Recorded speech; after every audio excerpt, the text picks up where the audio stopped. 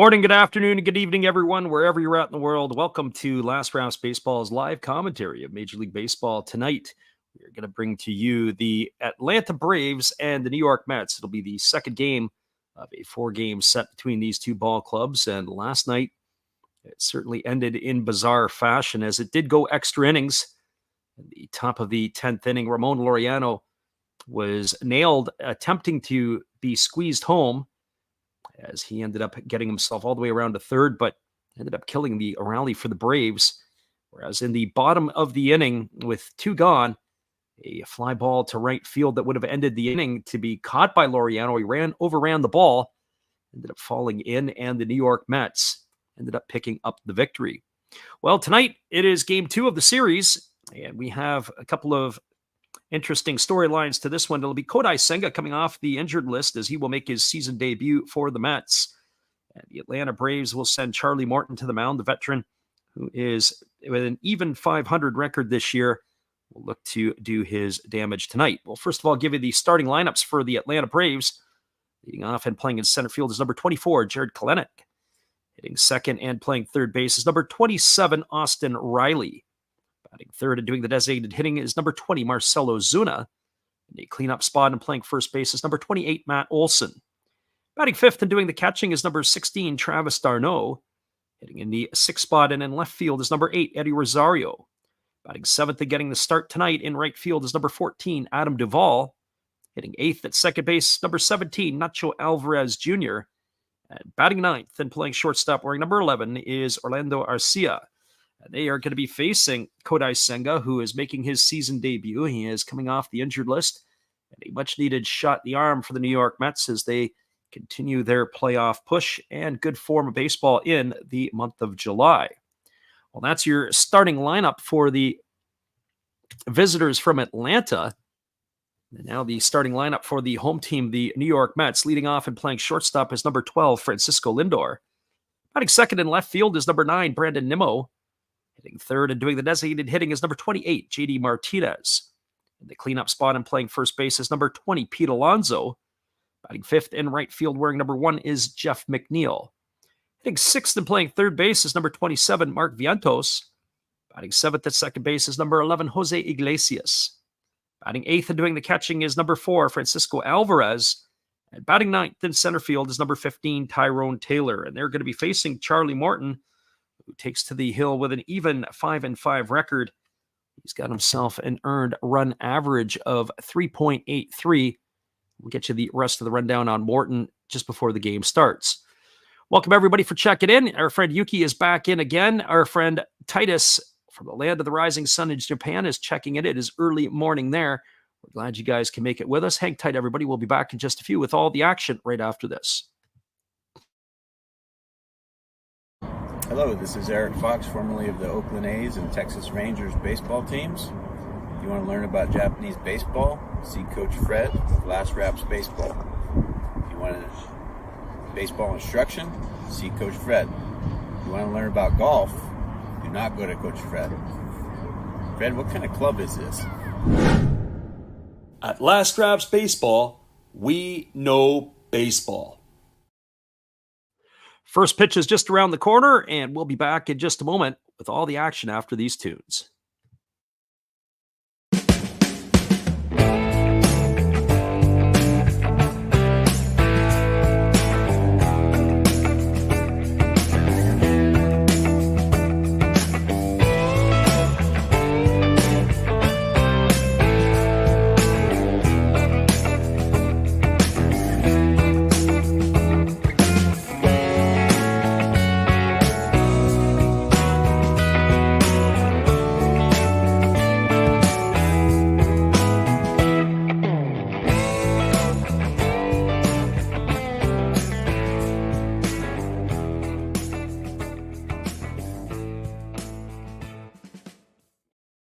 Welcome back, everybody. It's going to be a double dip for us today, a kind of a night double header.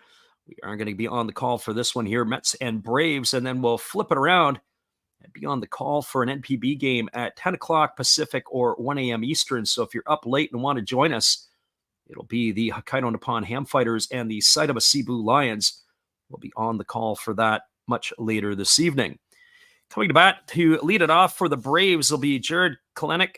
Then it's going to be Austin Riley and Marcell Ozuna. The first pitch here is just around the corner as the starter Kodai Senga is just completing his warm-up tosses and we're ready to get this one underway. Our friend Yuki in the chat said Senga's translator's name is Hiro. He answered a job posting to be a translator and got the job as Senga's translator. It's kind of interesting and a bit of a unique fact. So that is neat to hear as well.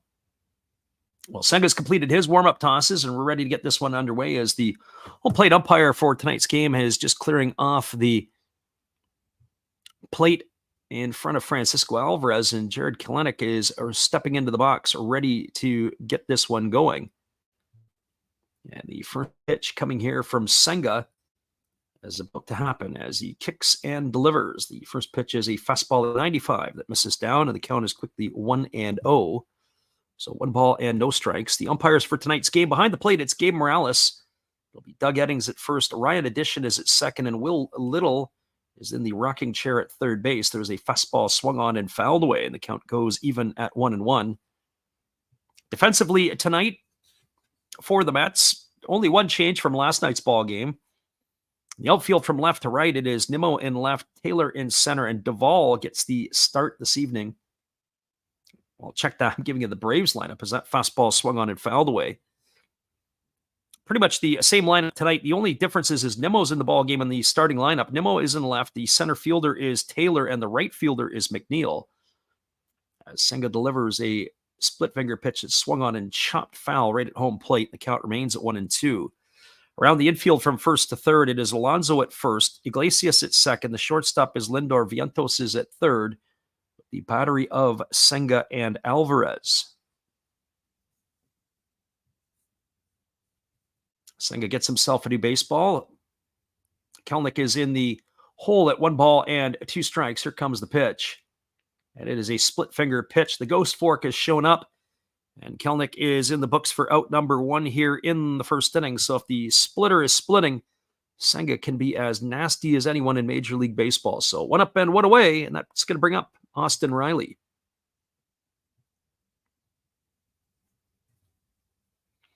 Our friend Yuki says that Senga versus the Braves in August of 23 got a victory 7-6. There's a first pitch fastball that misses down and in, and the count is 1-0 to Riley.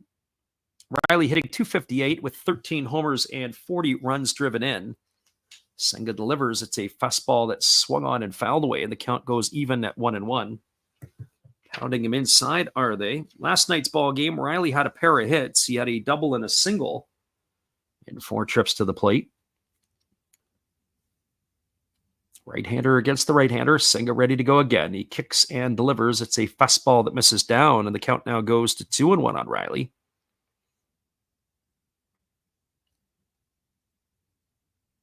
Riley batting from the right side, getting the nod at third base tonight. We said the top 4 hitters in the Braves order are as good as they come. As that fastball is swung on, it is grounded over to first. Diving to make the play is Alonso deep into the 4-hole, and he throws from his knees to Senga covering, and that is going to retire Austin Riley. That's going to go down in the books as a ground out 3-1 for the second out of the inning. So 2 up and 2 away here for the Braves. That's going to leave it all up to Marcell Ozuna.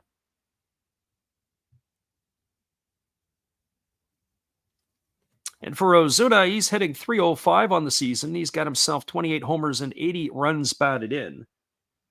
Ozuna last night was on board a couple of times. He was actually 0 for 2, but he had walked twice. Ozuna, very dangerous hitter at the plate. Here comes the first pitch from Senga.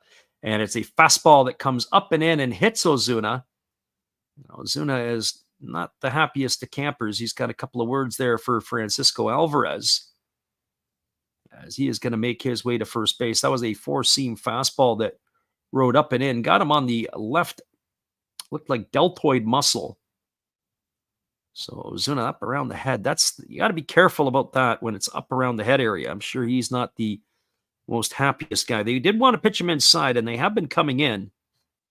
He is aboard here as a hit batter, and that's going to bring up Matt Olson to the plate. For Olson, he's hitting .225 on the year. He's got 13 homers and 44 runs batted in. As Senga holds to the set position, here comes the pitch. Fastball swung through and missed at 96, and the count is quickly 0-1. So no balls and 1 strike. Yuki throwing out the messages says, Kelnick, former first-round pick of the Mets, got traded for Edwin Diaz. Yes, he did.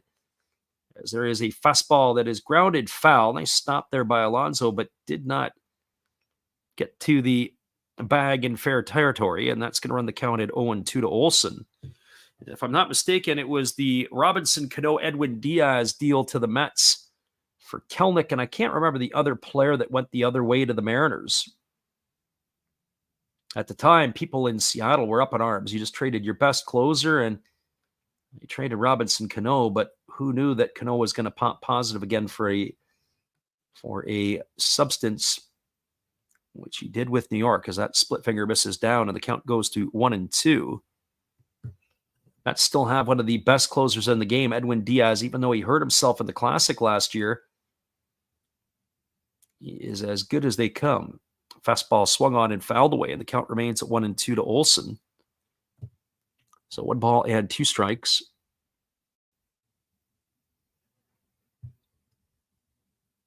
As we said, later tonight, we'll be back on the airwaves for some NPB action. Tonight, as we said, Fighters and Lions. Tomorrow night, it'll be the Buffaloes and the Hawks. Had a message from a buddy of mine who was at that game last night in Fukuoka. He said that Carter Stewart Jr. had pitched a gem for Fukuoka as a fastball is swung on and fouled away. Of course, Carter Stewart Jr. was a former first-round pick of the Atlanta Braves. Braves didn't like his x-rays, and Scott Boras, his agent, said, well, that's okay. We'll go to Japan and get the money that you don't want to pay him. And that's exactly what they did, and that's where he's been. And I understand he has re-upped for a couple of more years, so I think he signed an extension.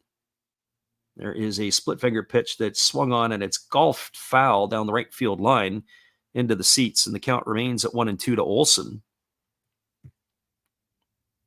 When I watch Carter Stewart pitch, and as I say, the former one of the Braves, he reminds me of a higher-end Matt Manning in some ways, although he just doesn't seem to have the stamina to get through 6 full innings. I believe he's 24 years old, so by the time he comes back to Major League Baseball, he'll be entering into his prime. Here comes the 1-2 pitch as the right-hander kicks and delivers. And there is a cutter that swung on. It's lifted down the left field line, giving chase, but it's watching it drift into the seats is Brandon Nimmo, and that is going to keep the count at 1-2, and this battle is going to continue between Olsen and Senga. This will be the 8th pitch of the at-bat coming up, and our friend Baseball Lover 1984 in the house. He says, let's go Mets and let's go Senga. Welcome to the stream tonight. We're glad you could make it in, and glad everybody who's jumping in, whether you're a Mets fan or a Braves fan, we like y'all, because we're not really cheering for either team. Here comes the 1-2 pitch. As it is a breaking ball taken for a called third strike. Olsen must have been looking for something else. That was a quality at bat, though, as he certainly ran the pitch count up here on Senga. But he is gone for the 3rd out of the inning. Well, the Braves, no runs in the inning, no hits, no errors. They do strand the runner, which was Osuna. And we're going now to the bottom of the 1st inning. Your score is the Braves 0, and the Mets coming to bat. Stick around, everybody. We'll be back with the bottom of the 1st in just a few. Appreciate you guys for jumping in and listening to us on the Last Rounds Baseball YouTube channel. We'll be right back after these.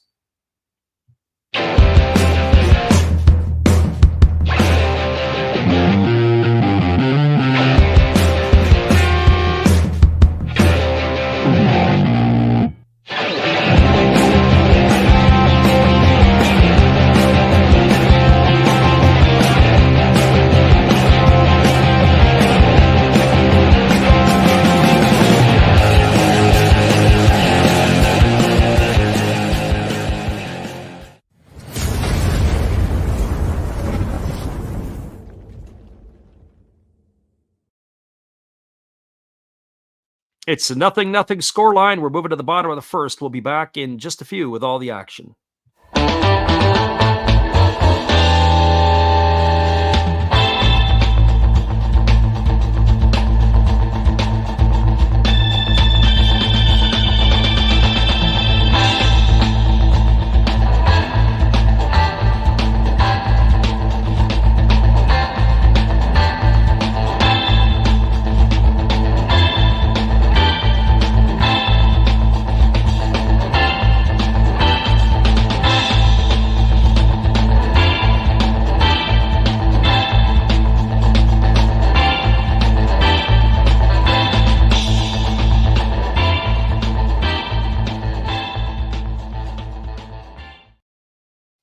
Welcome back, everybody. It is Charlie Morton taking to the hill here as he is ready to face Francisco Lindor, Brandon Nimmo, and JD Martinez, the 1, 2, and 3 hitters in the Mets batting order. Last night, the Mets ended up getting a walk-off victory, as we talked about at the top of the stream, courtesy of a ball overrun by Ramon Laureano in right field, which would have ended the inning in the 10th inning, as they are looking to continue their good run of play lately, as that first pitch fastball misses outside. Count is 1-0 to Lindor. Morton rocking into the windup, and he kicks and delivers. There's a fastball taken for a called strike. The count runs even to 1-1. Have to say that right now, preseason, I would have been on the Braves bandwagon to win the National League, even over the Phillies. As that breaking ball is swung on, it is grounded over the right side. Fielded neatly by the second baseman, Nacho Alvarez Jr., and he flips to first. That's going to retire Lindor in a ground out 4-3. So 1 up and 1 away, and that'll bring up the left fielder, Brandon Nimmo. But certainly with the way that the Braves have been ravaged by injuries this year, losing Spencer Strider early on in the season. Now they've lost Max Fried. And then when you think about their offense with Ronald Acuna Jr., Michael Harris, Ozzie Albies all being out of the lineup, makes major holes in their club that it's going to be very difficult to recover as that fastball misses down. The count is 1-0 to Nimmo. Nimmo batting .236. He's got 16 homers and 63 RBIs. Swings at a fastball and lifts that one foul into the seats over on the third base side. The count runs even to 1-1. So 1 ball and 1 strike. Phillies pulled the trigger today on a trade as they have acquired Zach Eflin. Or check that. It was the Orioles who pulled the trigger on the Eflin trade. The Phillies and the Orioles got together on a deal as it was a pure baseball trade. As Morton rocks and delivers a fastball that is swung on. This ball is lifted into left field. It's slicing down the line, giving chase, but it is going to reach the seats out of the reach of Eddie Rosario, and that's going to run the count to 1-2. Austin Hayes, the outfielder for the Orioles, was sent packing to the Phillies in return. They got Christian Pache and Sir Anthony Dominguez, so it's going to help strengthen their bullpen. Then the Orioles turned around and flipped 3 prospects, mid-level prospects, to the Tampa Bay Rays in return for Zach Eflin. They get the rest of this year out of Eflin and next year as well. And I really like Eflin. As the pitch is on the way, there's a fastball taken for a called third strike. Nimmo stood there like the house by the side of the road, and he watched that go by for out number 2, and that is going to put him in the books. And that'll bring up the designated hitter, JD Martinez. So Eflin, when he was with the Phillies and he got himself that big contract, I believe it was $18 million a year for 3 years from the Tampa Bay Rays, which raised a lot of eyebrows for many people. And he came over to the Rays. Obviously, the Rays able to flip him out and be able to get themselves some prospects coming back. Of course, the Rays were busy today, or last night, sending Randy Arozarena to the Mariners for a couple of prospects. As that breaking ball misses down and away, and the count now goes to 2-0 on Martinez. Martinez batting .258 on the year, 10 homers and 40 runs driven in. As the pitch is on the way, it's a fastball that catches the outside corner. The count goes to 2-1. Our friend Yuki says, yeah, no Laureano today. Last night, caught stealing home. Well, that was a bit harsh because they were trying to do a suicide squeeze, and he did get thrown out in that process. But the overrunning that fly ball in right field certainly was the icing on the cake, as that ball was swung through and missed. Easy decision to get Adam Duvall in the lineup tonight for that. Defensively tonight for the Braves, we'll quickly go through it. From left to right, it's Rosario in left, Kelnick in center, and the right field Duvall. As that fastball misses inside, it's now full to Martinez. Around the horn, Olsen at first, Alvarez Jr. at second, the shortstop Arcia, and the third baseman is Riley. The battery of Morton and d'Arnaud. Here's the pitch. Breaking ball misses way outside. They appeal over to the first base umpire, and they said that Martinez went, oh boy, that was in the other batter's box. Martinez is going to go down on strikes for the third out of the inning, and that will do it here as the Mets go in order 1, 2, 3. No runs, no hits, no errors, nobody left the board. We're through one complete. Your score is the Braves nothing and the Mets nothing. Stick around, everybody. We'll be back here in just a few. We appreciate you guys for hanging in here with us tonight on the Last Raps Baseball YouTube channel. Right back after this.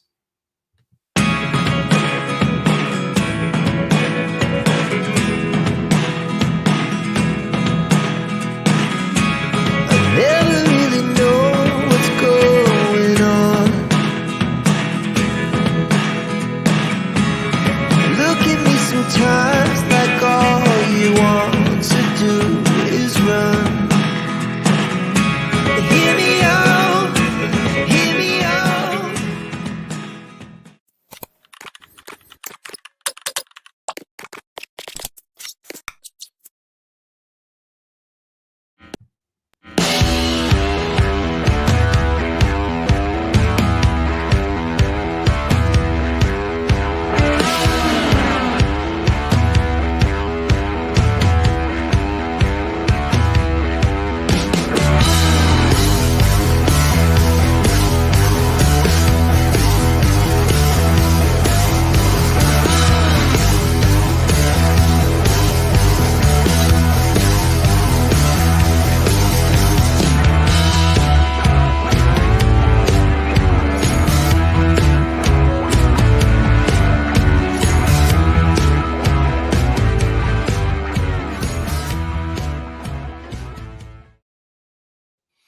Welcome back, everybody. Our friend Yuki Matsui says that the Braves manager threw Laureano under the bus and said no spunt squeeze last night. I didn't see the presser. I just know I was laughing pretty hard after that game had finished. I've seen that before. I've just never seen it to be a walk-off at any point. As the first pitch is coming from Kodai Senga, it's a fastball that swung on and missed. The count is quickly 0-1 to Travis d'Arnaud. It'll be d'Arnaud, Rosario, and Duvall to come to bat here to face Kodai Senga.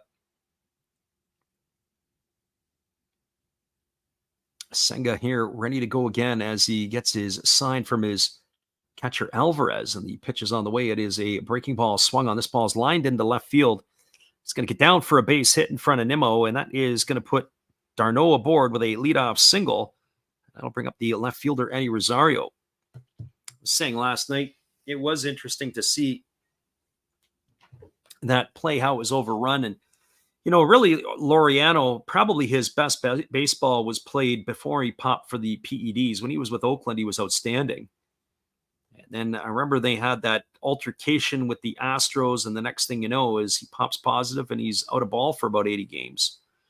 As there is a fastball that misses down, and the count's 1-0 to Rosario.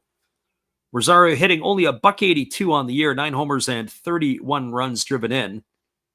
The veteran left fielder is entering into the twilight of his playing days. As there's a fastball swung on, it is grounded over to first, fielded by Alonso. He goes to second for one, back to first, and it is not going to be in time. So it's going to be a fielder's choice. It's going to erase d'Arnaud 3-6. He's gone for the first out of the inning. Rosario safe on the back end. That'll bring up the right fielder, Adam Duvall. Our friend Yuki also points out that the Mets have DFA'd Shintaro Fujinami today. If I remember correctly, the Mets also DFA'd somebody else. I can't remember who it was. Of course, with Senga coming off the injured list, there were a couple of moves today that were made to open up that spot. Fujinami was on the 40-man, but I don't think he had seen action for the Mets this year. Or there's a fastball swung on. This ball is going to be hooked down the left field line. If it stays fair, it could be trouble.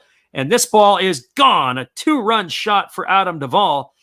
And that makes everybody in Atlanta forget about Ramon Laureano, as he has come into the ballgame here tonight as his replacement. That one's going to measure out just shy of 400 feet, but that got out in a hurry. That is Duvall's 9th home run of the year. The Braves take an early 2-0 lead here in the second inning. And that is going to bring up the second baseman, Nacho Alvarez Jr.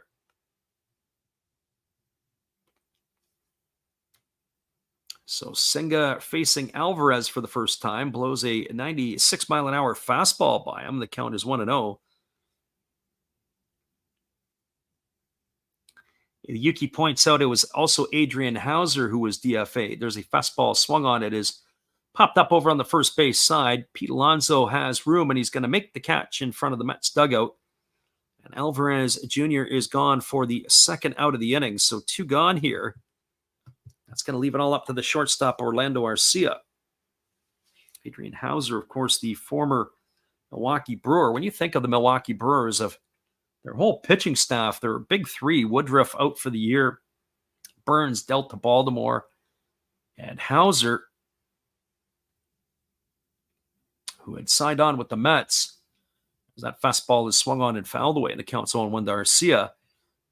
They're pretty much their top 3 guys in their rotation, all out of their starting staff this year, and they haven't skipped a beat. In fact, I would argue and say the Brewers might have been better without those 3 guys there, as they're leading the National League Central right now. So no balls and 1 strike to Arcia. Here's the pitch. Fastball misses upstairs, and the count runs even to 1-1. Arcia batting .217 on the season with 7 homers and 27 runs driven in. Right-hander Senga kicks and delivers. There's a 96-mile-an-hour fastball swung on and fouled away. The count now goes to 1-2. So 1 ball and 2 strikes. 2-run shot by Adam Duvall. The difference in this one here, as the right-hander Senga kicks and delivers. It is a split-finger pitch that misses down. They appeal over to the first base umpire, but they say that Arcia didn't go, and the count now runs to 2-2. We will try to keep up on all the trades or the trade possibilities, as there's a split-finger pitch waved at and missed. Arcia in the books. That's the 3rd strikeout tonight by Senga so far. He's gone for out number 3. But the damage has been done by Adam Duvall. There was 2 runs in the inning on the benefit of 2 hits, no errors, and nobody left the board. We're moving to the bottom of the second inning. It is the Braves 2 and the Mets no score. Stay with us, everybody. We'll be back in just a few with all the action. Appreciate you guys for hanging in here with us tonight on the Last Rouse Baseball YouTube channel. We'll also be back on later tonight for Japanese baseball. Hope you guys can be there with us too. Here's our friend Steve Rademacher. Be sure to check him out after the game and let us know what you think. This is Steve Rademacher, and I'd like to introduce you to my channel if you haven't seen it before. These are all the things I enjoy: sports, autographs, relics, non-sports Hall of Famers, pseudo-sports, Star Wars. That's my channel name and my name, and I would really appreciate it if you would come check me out and maybe even subscribe if you like it. Thank you for that for now, and back to your ball game.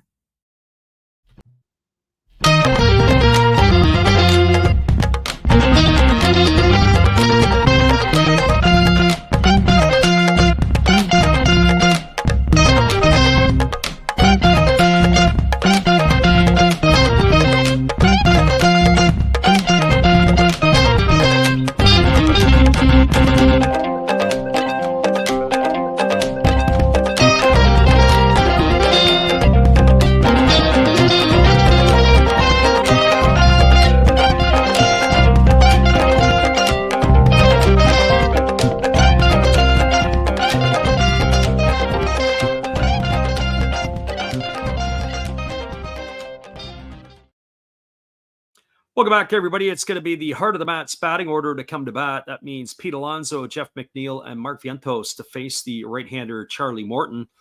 Only 13 pitches in the first inning for the veteran right-hander. And the first pitch is a breaking ball that misses inside. The count is quickly 1-0 to Alonso. Alonso hitting .243 on the year, 20 homers and 53 runs batted in. Waiting on the offering from Morton, and it is a breaking ball that drops in at the knees for a called strike, and the count goes even to 1-1. Last night's ball game, Alonso was hit by a pitch and intentionally walked. He'd reached base twice, but he was officially 0 for 2 in the ball game, as the fastball just misses down, and the count now goes to 2-1. I was talking about how catchers are receiving the ball these days, and I'm not a big fan of how the ball has. I thought in a lot of ways catching had made a lot of advancements. That fastball is swung on, it is lifted into right field. Coming in on it is Duvall, and he's there to make the catch, and that's going to retire Alonso for the first out of the inning. I got video of the 1984 World Series when two of the better catchers in the game were having at it. That would have been Terry Kennedy of the Padres and Lance Parrish of the Detroit Tigers, and I watched their glove work, and I just really, at that time, I thought the glove work was really, really poor, how it was presented to the umpires, how they would catch the ball. And I thought certainly in the 90s and in the early 2000s, there was a lot of advancements from the catchers. There's a breaking ball swung on and missed by Jeff McNeil, and the count is 0-1. McNeil hitting .231 entering tonight's game. He's got 9 homers and 33 RBIs.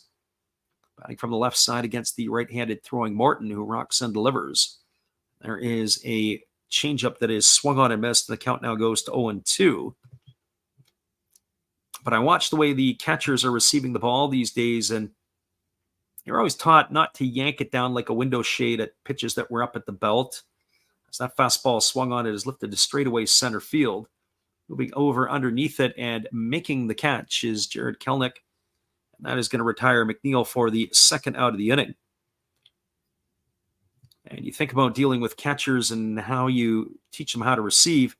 Now you've got guys, the ball's in the dirt, and they're yanking it up into the zone. And, it's almost like they're trying to trick the umpires. And it's hard enough job umpiring the game as it is, let alone having the catcher with all this wild glove movement and having to call balls and strikes. There's a fastball swung on, is grounded up the middle. A diving play by Alvarez. He tried to toss it to Arcia to hopefully be able to relay it over to first base, but that is not going to take place. That's going to be an infield single for Vientos.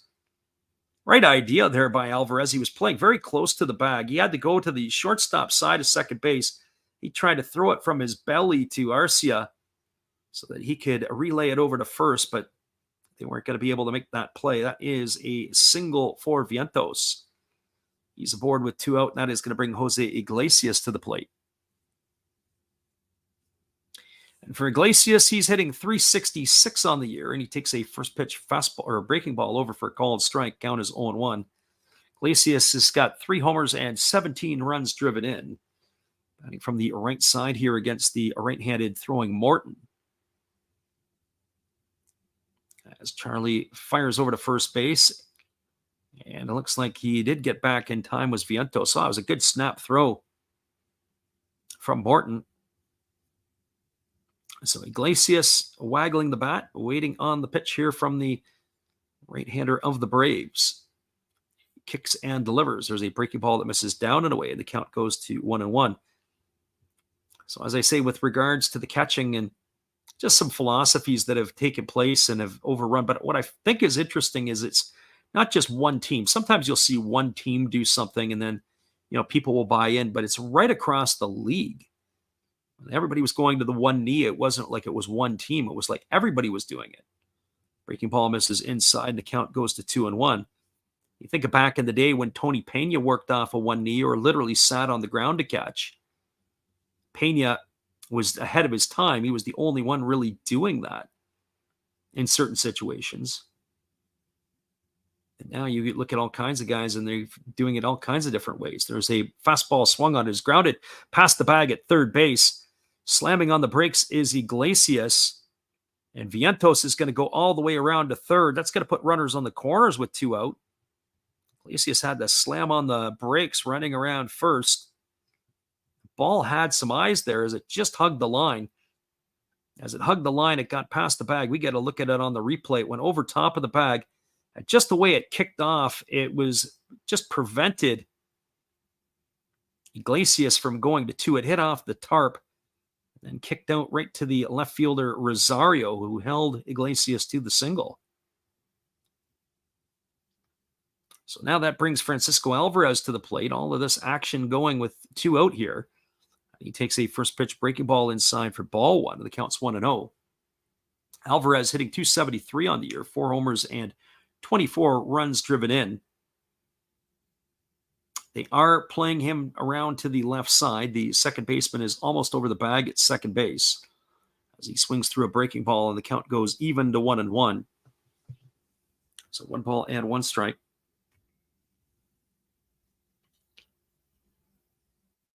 talking about some of the changes that have gone on in baseball. And in some ways, the technology that is in the game, it's good and bad. Breaking ball misses outside. The count is 2-1. I remember when coaching at the collegiate level, when you had players that were coming back into the dugout after every at bat and wanting to look at their swing. And you're like, there's nothing wrong with your swing. It's your timing. A friend Yuki says Alvarez not wearing batting gloves tonight. There's a breaking ball that is swung on. This ball is lifted up onto the left side, moving over underneath it and making the catch is the shortstop Arcia, and that is going to retire Alvarez. It's good eyes there by our friend Yuki. Come back and talk about guys not wearing gloves, as there's not too many of them around Major League Baseball, though one did get traded today in the name of Austin Hayes. There was no runs in the inning. There were a pair of hits. There was no errors, and there were 2 runners left the board. We're now moving to the top of the 3rd inning. Your score is the Braves 2 and the Mets no score. Stick around, everybody. We'll be back in just a few right after this with all the action once you hear from our message from our friend Steve again. Hello, guys. Thank you for joining Freddie here on his baseball game. And I'm Steve Rademacher, and my channel is really all about everybody, including all my international friends. We have such stuff as non-sport packs from Canada, the OP Cheese. We have the Greek Freak. We have money from around the world. We have lira. We have yen. We have francs. We have pounds. We have Deutschmarks. We have all kinds of cool stuff like that. We even have some cooler things like Japanese women wrestlers and OP-Chi baseball cards where I cannot read the back. We even have unopened material like the royal family, I know it's backwards, from London, England. Thank you for watching. Back to Freddie.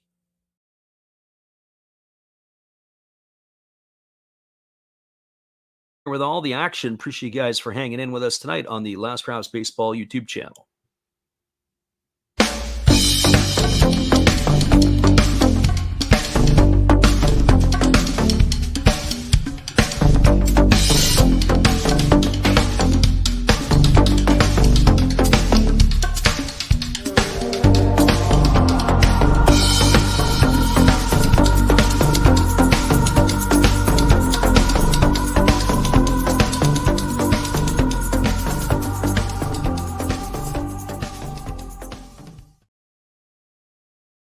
Buddy, it's the top of the order. Jared Kelenic, Austin Riley, and Marcelo Zuna to face Kodai Senga. And the first pitch was a breaking ball taken for a called strike by Kelenic, and the count is 0-1. Another breaking ball that misses down in the dirt, and the count runs even to 1-1. 30 pitches through the first 2 innings for the right-hander Senga. Our friend Yuki with the astute eye is pointing out that Alvarez had no batting gloves on. The last bet that I can remember is that fastball misses upstairs. The count goes to 2-1 was Luis Guillorme, who I believe is now with the Angels, and he was often going without batting gloves. 2-1 pitch on the way is a breaking ball that misses upstairs. The count now goes to 3-1. Every once in a while, Harper and Vladdy Guerrero Jr. will not use the batting gloves. Kyle Tucker Jr. was for a long time not using them, but this year he has been sporting the gloves as that breaking ball is swung on and fouled away. The count is 3-2. Other players that quickly come to mind, as we said, Austin Hayes traded today to the Phillies. He's one that doesn't like to wear batting gloves. You also got Joey Wendell. I'm not sure if Wendell's still around. I think he's still a Marlin as that fastball swung on and fouled away, and the count remains at 3-2 to Kelenic. But there's not too many players who don't wear batting gloves. Hunter Pence a few years ago used to wear one glove, which was kind of strange. As there's a breaking ball that misses up and away, and that's going to be ball 4 as Kelenick's going to get himself a leadoff walk. I do remember Eddie Murray, who was a switch hitter for the Baltimore Orioles. There were times that he would only wear one glove, and that would be on the bottom hand usually. And that's generally speaking where a lot of the players would have some of their blister issues would be from the bottom hand. So Austin Riley stepping to the plate. He's 0 for 1 tonight. He grounded to first his first time up, and he swings at a first pitch fastball lifts it to deep center field, moving back onto the warning track and making the catch is Taylor. And tagging and heading to second is Kelnick. Oh, he hit that ball deep enough, and Kelnick went back and tagged. So he's going to advance on the fly ball by Austin Riley. Good piece of base running there by Kelnick. So as he's moved himself up into scoring position, challenging the arm of Tyrone Taylor. That is going to bring up the designated hitter, Marcell Ozuna. And for Ozuna tonight, he has been hit by a pitch. He was plugged in the first inning up in the upper left shoulder as that first pitch is a breaking ball that misses down for a ball, and the count is 1-0. So 1 ball and no strikes. Ozuna and Olsen to come to bat here next. Face Senga. Senga as that fastball misses inside to Ozuna. It's now 2-0. So 2 balls and no strikes.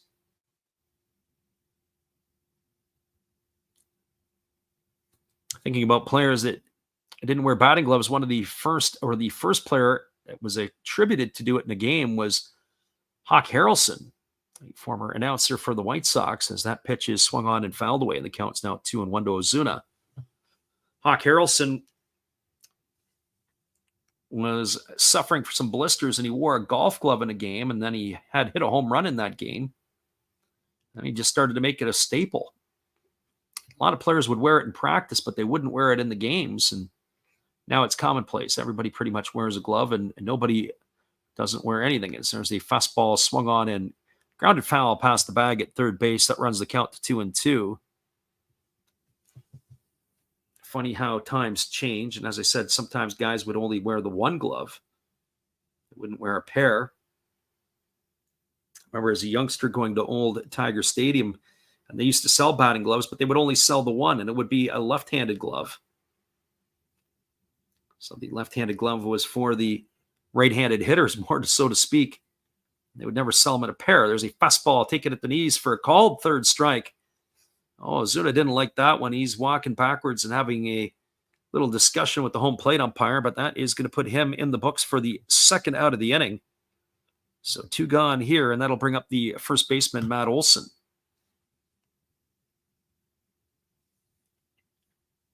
For Olsen tonight, he is 0 for 1. He has struck out looking his only time to the plate. So Senga's got 4 strikeouts to his name right now, and he delivers a breaking ball that misses outside, and the count is 1-0.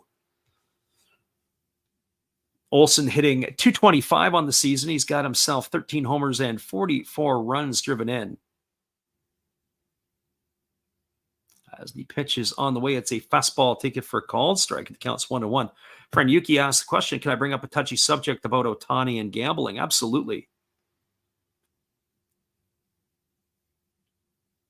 As the right-hander works himself to the set position, here's the pitch. Breaking ball swung on and missed, and the count now goes to 1-2 on Olsen. Senga took a little bit off that pitch as it was only at 83 miles an hour. And speaking of a touchy subject with that there, it's not just for Shohei Ohtani, but just baseball in general. I think that was something they definitely didn't need. Also has to make you wonder if Ohtani did know something. There's a split finger pitch swung on. This ball is belted into deep right field. If it stays fair, it's going to be trouble. And this ball is just going to hook foul to the right of the foul pole. Oh, Olsen hit that ball a country mile. But that ball just hooked to the right of the foul pole. Keeps the count at 1-2. I have to say, for the first start of the year, I'm not sure if Senga would go much past 5 innings in this one, as there is a split finger pitch swung on and missed, and Olsen goes in the books. He's gone for the third out of the inning. No runs in the inning, no hits, no errors, and there was 1 runner left aboard. We are now moving to the bottom of the third inning. Your score is Braves 2 and the Mets no score. Stick around, everybody. We'll be back in just a few. Appreciate you guys for hanging in with us tonight on the Last Rounds Baseball YouTube channel. We'll be right back after this from our friend Matt. Well, you've got to have an ace in the hole. a little secret that nobody knows. Life is a gamble, a game we all play. But you've got to save something for a rainy day. You've got to learn to play your cards right if you expect to win in life. Don't put it all on the line for just one roll. You've got to have an ace in the hole.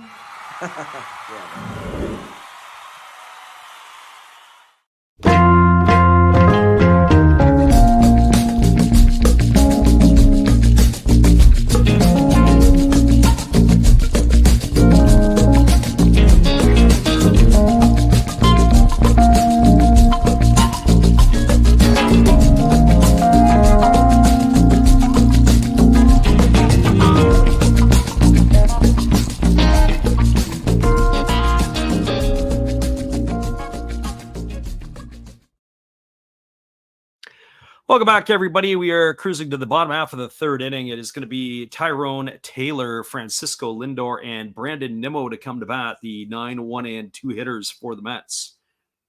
As they'll be facing Charlie Morton here. Morton has faced 8 hitters through the first 2 innings, and he's been fairly economical in his stuff. We have Yuki saying that Ohtani was innocent and a victim, but should be punished for negligence. Can't gamble on baseball. It ruins the sport. I'd give him 6 months suspension. Yeah, I have to. His hands are not totally clean on this, and that's the part that bothers you, or bothers me anyways. There's a first pitch two-seamer that's taken for a called strike, and the count is 0-1 to Taylor. I'll talk over this here as we go through the inning. It's Taylor who's batting with a .230 average, 6 homers and 25 runs batted in. He swings at a breaking ball, grounds at the third. It's bobbled by Riley. He picks it up and throws to first. It's not going to be in time. Taylor is going to be a safe. That's going to go in the books as an E5. Riley tried to throw it before he gathered it. He ended up dropping it and then had a struggle to make the play. So Taylor is aboard, and that is going to bring up the top of the order in Frankie Lindor. So that's a few things. Certainly the amount of money that was stolen or that went missing. I mean, how do you not know that? Either your accountant or somebody's going to have to know that there's money that has gone missing. The other part that is also a bit disturbing as they throw over to first base and getting back in time is Taylor. Another piece that's a little bit there. When you're that close to somebody, like, for example, your interpreter, you're basically on the road, at home, he's almost like a part of your body that you would think that you would know what's going on. You talk about something, as that pitch is a breaking ball, waved out and missed, and the count now goes to 0-1 on Lindor. Lindor has grounded out to second, his only trip to the plate. As the right-hander works himself to the set position, kicks and delivers. There's a fastball that misses upstairs. The count goes even to 1-1. Well, I don't know. It could take you maybe less than that if it was 15 million yen. But certainly the yen and the dollars are two different animals, and you're absolutely right. To make that kind of money, it's going to take you how many lifetimes? As there is a breaking ball waved out and missed. The count now goes to 1-2 on Lindor. So, yeah, I do think that Ohtani would have had to know something, or would have had to have been tipped off by somebody about it prior to the whole event's taking place. And especially there if you're trusting your interpreter, as that breaking ball misses inside and the count now goes to 2-2. And that's the unfortunate part. You have a lot of these pro athletes, especially who are coming not just from Japan, but also, Dominican, Venezuela. Some of these players, they don't get the luxury of the interpreters like the Japanese do. As there's the fastball swung on it as pop foul, and it's going to reach the seats over on the third base side.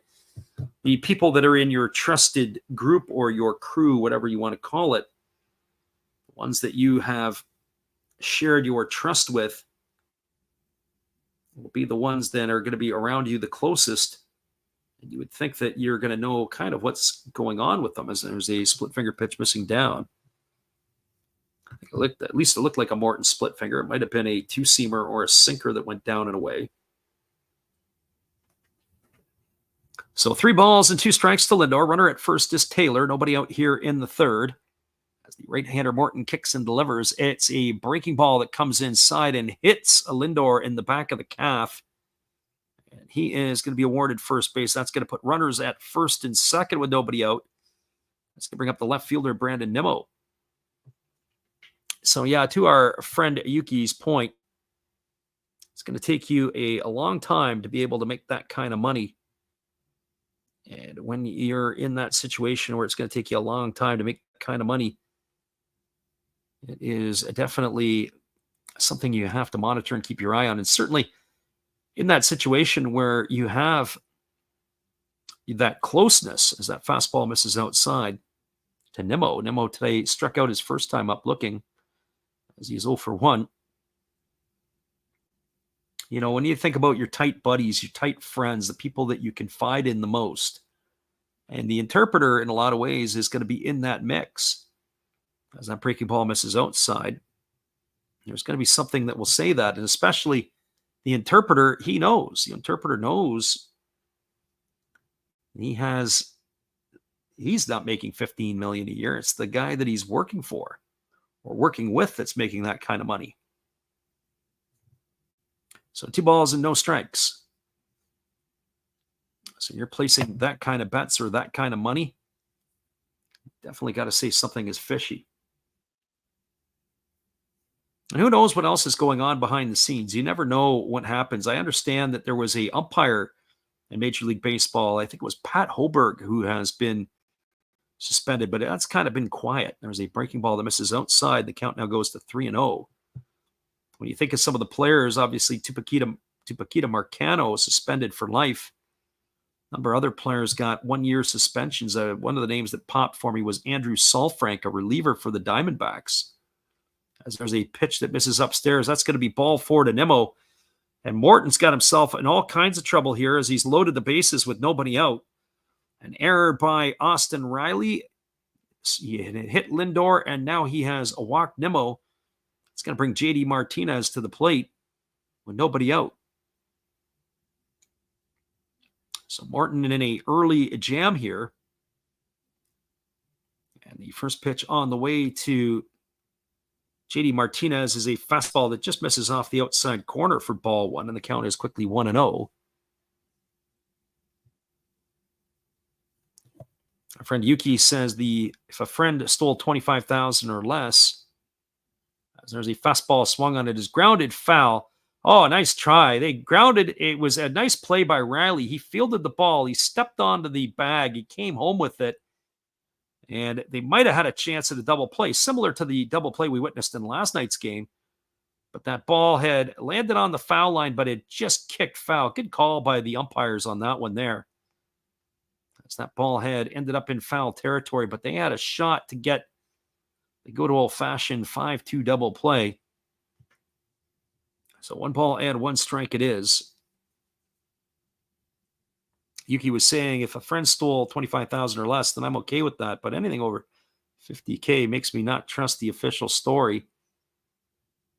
There's a breaking ball that misses down. The problem is that for most of us, we're not making that $20 to $30 million a year. So you look at a guy like Ohtani, who's been making some big money now here for a few years.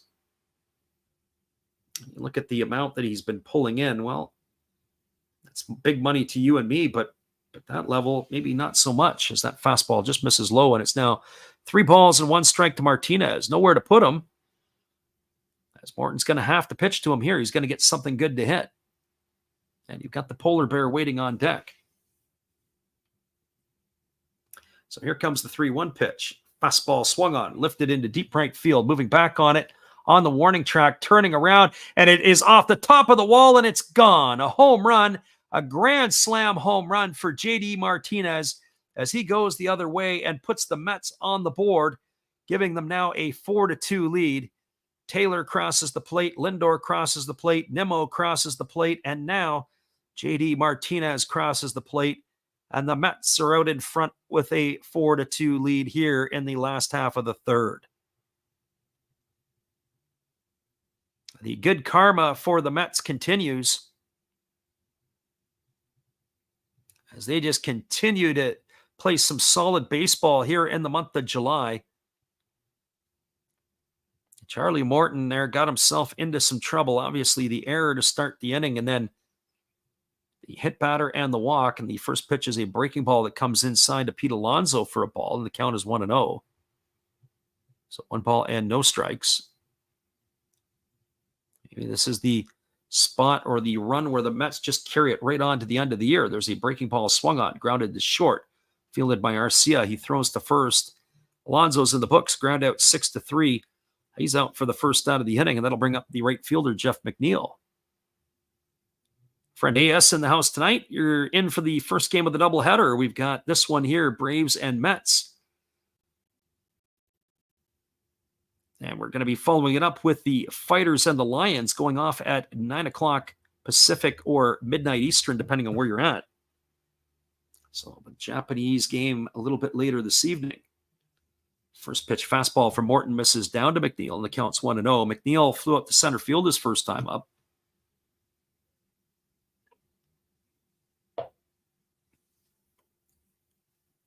So 1 ball and no strikes to the flying squirrel as Morton delivers.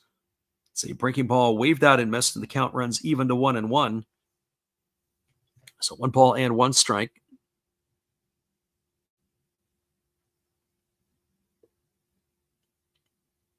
Morton again ready to go back to work. He gets his sign from his catcher Darno, and he kicks and delivers. Fastball swung on. This ball is belted into deep right center field. This ball is going to get trouble, and it's going to slam in against the wall at the 380 mark. Cruising into second base with a stand-up double is Jeff McNeil. And the hit parade continues now for the Mets as McNeil has got himself a 1-out double. That's going to bring up the third baseman, Mark Vientos.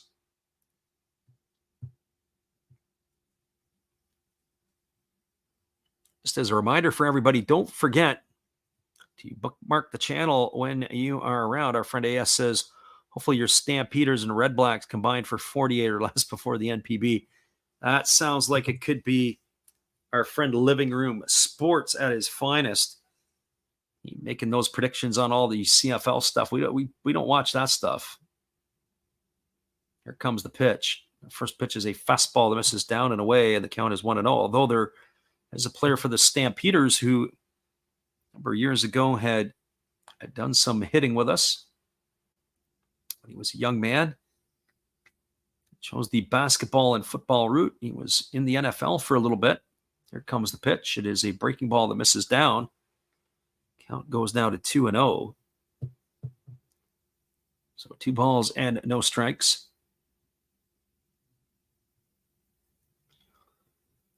Morton here finding himself in a whole host of trouble as the pitch is delivered. It is a fastball that swung on and fouled off of Travis d'Arnaud, and the count now goes to 2-1. I have to say, the thing about Morton is he's got a lot of arm side run on his pitches.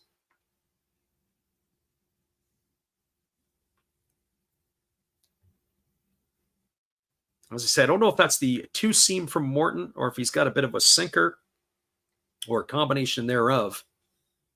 I have to see how he would grip it. There's a breaking ball swung on. This ball is belted into deep left field. This ball could be trouble, and it's gone. A home run. A 2-run shot by Mark Vientos, and the hit parade just continues here for the Mets as they've extended their lead to 6-2 over the Braves. All runs coming here in the third inning as Charlie Morton has lost his mojo, has been serving up the gopher balls here tonight. So the Mets are now on top, 6-2. All 6 runs coming here in inning number 3. Fan out there in left field showing up with the cement hands.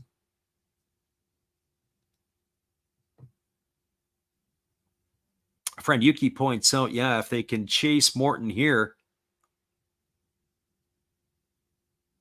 I would think at this point in time, Morton's going to have to try to take a bullet for the team, trying to get him at least 5.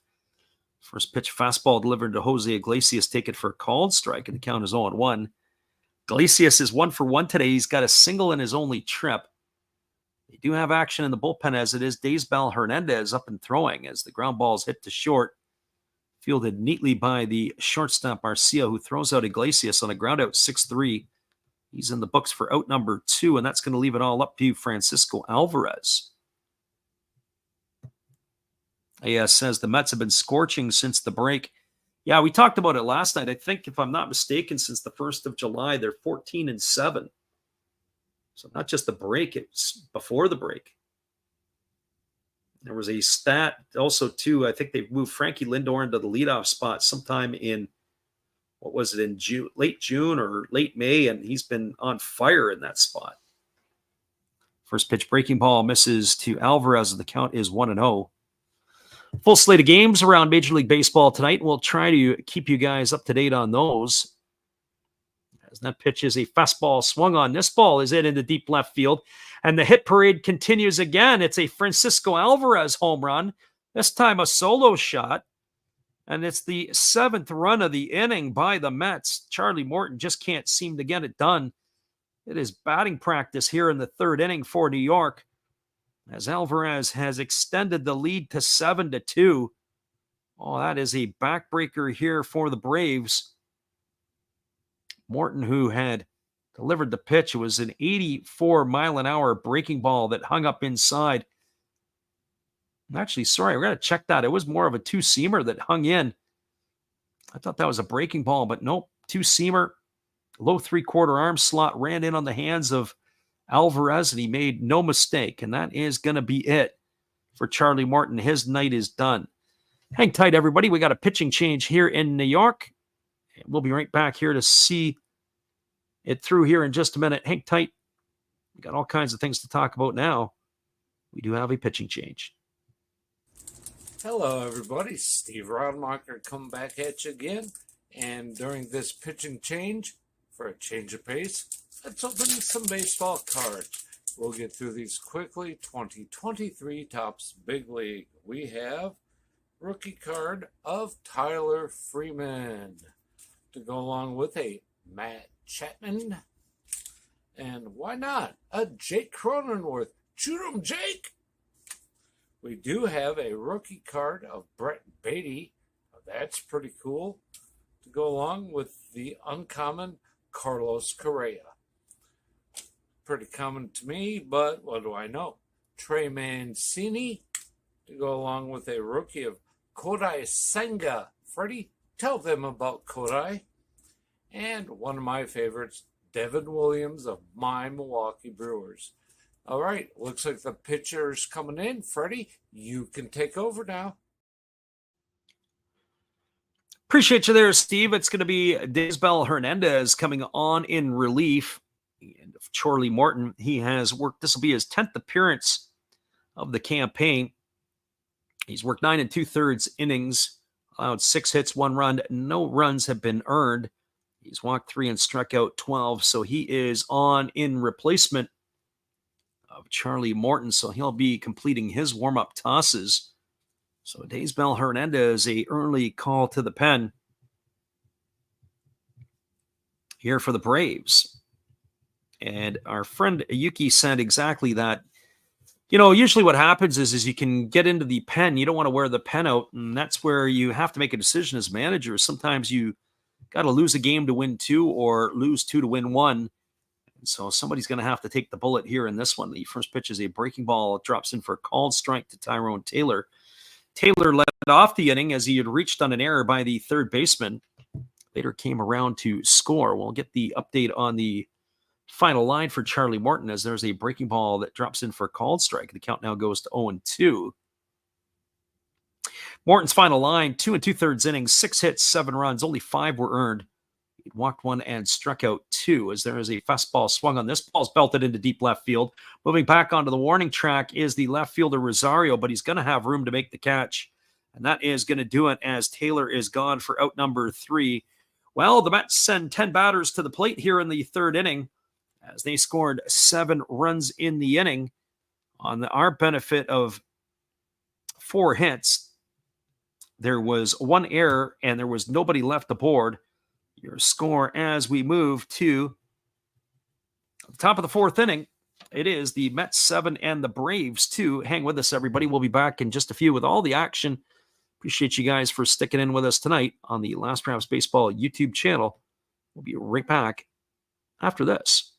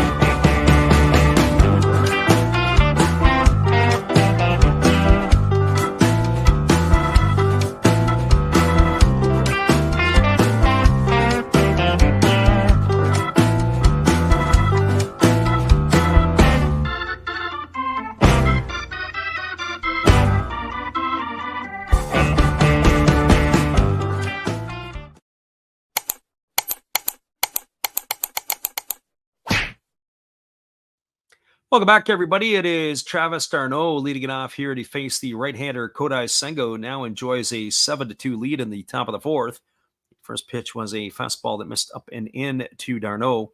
48 pitches through the first 3 innings for the Mets right-hander, and there's a breaking ball that catches the outside corner, and the count runs even to 1-1. So 1 ball and 1 strike. The right-hander ready to go again. Senga delivers a fastball that is swung through and missed, and the count now goes to 1-2. So 1 ball and 2 strikes. Senga gave up 2 runs in the second inning, and now he's got himself a 5-run lead to play with. There's a fastball taken for a called third strike. Oh, d'Arnaud, I'm not sure what you were looking for, but it certainly wasn't that pitch, as he's now in the books for the first out of the inning. And that is, by our count, the 6th strikeout here tonight for Kodai Senga. Fresh off the injured list and not skipping a beat. Getting up where he left off in 2023. So 1 gone here. It brings up Eddie Rosario to the plate. Rosario 0 for 1 tonight. He bounced into a fielder's choice and came home on the 2-run shot by Adam Duvall as he takes that breaking ball in the dirt for a ball. The count is 1-0. So 1 ball and no strikes. Senga delivers. There's another breaking ball that misses down, and the count goes to 2-0. So 2 balls and no strikes. As we mentioned, it's going to be a doubleheader for us tonight, as we'll be back on later. As that fastball is swung, it is a line drive hit into left field. It is sinking toward the line, and making a nice running catch is Brandon Nimmo. Nimmo had to come a ways to come and get that one, but he's able to retire Rosario for the second out of the inning. So 2 up and 2 away here for the Braves in their half of the fourth, and that's going to bring up the right fielder, Adam Duvall. This is where you start to see the character of the players, and you want to see the professional at-bats. You're down 7-2. Can you continue to grind? Can you continue to battle? As the pitch is on the way, it is a fastball swung on. It is popped up over on the first base line, racing over and watching it drift into the seats is Duvall. The count is 0-1. So no balls and 1 strike to Duvall. Duvall homered and accounted for the 2 runs that the Braves have scored in this one. 2-run shot in the second inning. Drove home Rosario. It was to open the scoring, but the Braves gifted 7 right back to the Mets. Fastball taken at the knees for a called strike. The count now is 0-2. So no balls and 2 strikes it is. As we said later tonight, with the Japanese ball game that we will look at, we're excited because we haven't done a Japanese game in a while. Not really since Interleague. So it's been about maybe a few games after Interleague, but not too many. It's been almost a month. since we have been in the Japanese stuff. And we'll get a few games here over the next couple of weeks, and then we will be in Japan ourselves. So hopefully we will be giving you guys some more information, a little bit more prepared for this tour of Japan than last year.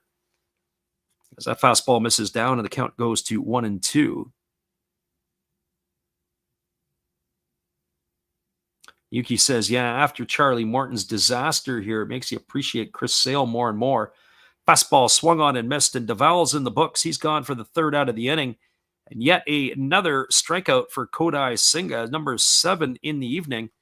They go in order to the Braves. 1, 2, 3. No runs, no hits, no errors. Nobody left aboard. We are now through 3.5. Your score is the Mets 7 and the Braves 2. Stick around, everybody. We'll be back with the call in just a few. Appreciate you guys for being here with us tonight on the Last Rounds Baseball YouTube channel. We'll be right back after this.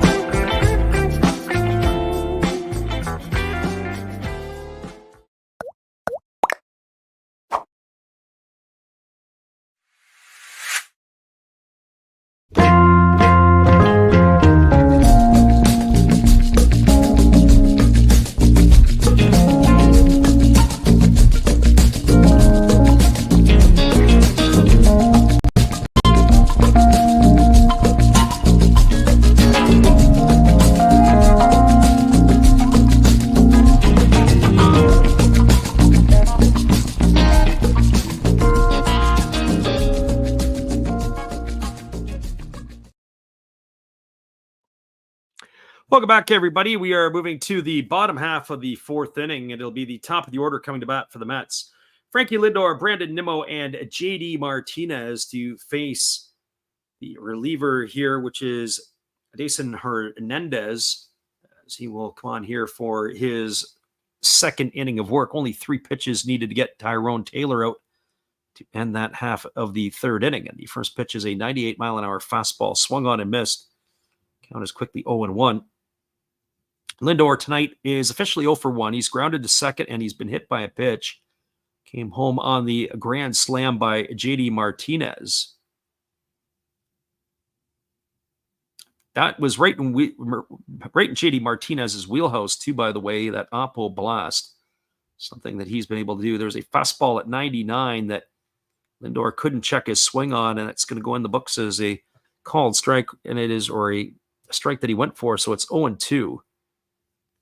Hernandez wastes very little time. He delivers a fastball that misses down, and the count is 1-2.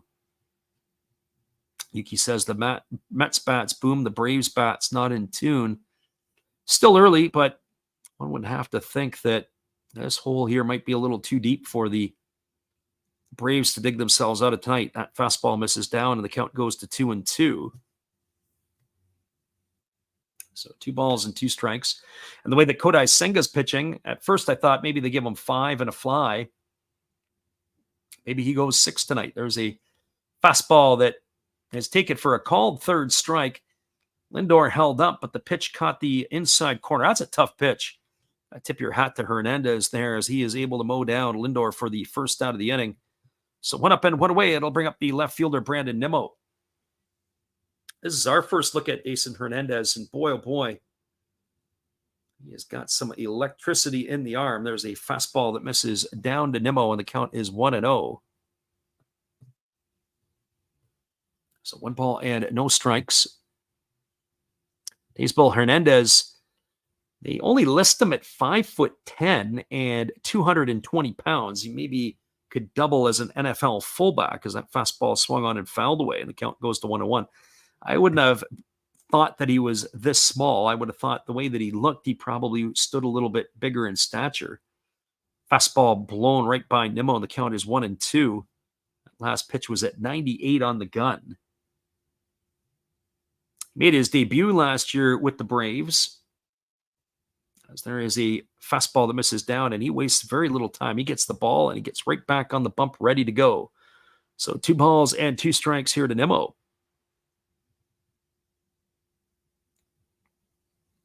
Gets his side from d'Arnaud, and he's ready to go. Here comes the pitch. That's a breaking ball or a cutter that misses inside. Count runs to 3 balls and 2 strikes.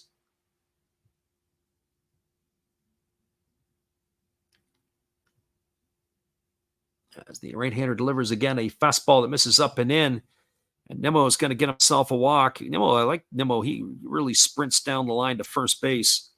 It's the second time tonight he has done that.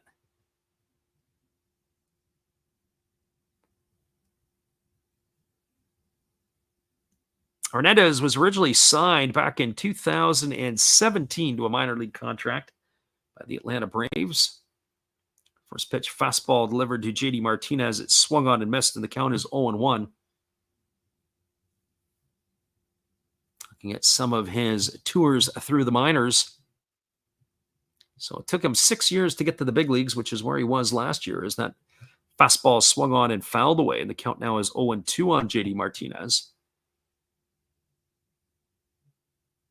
So no balls and 2 strikes. Power versus power. Power at the plate, power on the hill. Here's the 0-2. That's a breaking ball there, cutter that misses down and away, and the count now goes to 1-2. Good job by Martinez to hold up on that one. So 1 ball and 2 strikes. Friend AS said that Sale was one of his favorites when he was with Chicago. It was when Chicago was good. As that fastball swung on and fouled away. White Sox are definitely having their troubles this year. After last night's game, they were 51 games below 500. It's got to be one of the worst teams I've ever seen masquerading as a major league ball club. And there's a fastball swung on. This ball is lifted into center field. Coming hard is the center fielder, Kelnick. And he's not going to be able to get there. That's going to drop in between him and the second baseman, Nacho Alvarez. So wipe the blood off it. It is a bleeder that drops in. JD Martinez is aboard with a single. Nimmo is going to stop at second. Mets have something brewing again here as they got runners at first and second with 1 out, and that's going to bring Pete Alonso to the plate. I'm not so sure it was a bad jump by Kelenic as much as it was the fact that he was playing very deep on JD Martinez. But Alvarez had tried to slide with his back to the infield to make the grab, and he couldn't do it. First pitch delivered to Alonso. He tried to check his swing on, and he couldn't. The count is quickly 0-1. Alonso 0 for 2 tonight. He has flown to right and grounded the short. As the righty kicks and delivers, it's a fastball that misses outside. The count now goes to 1-1 on Alonso. So 1 ball and 1 strike it is.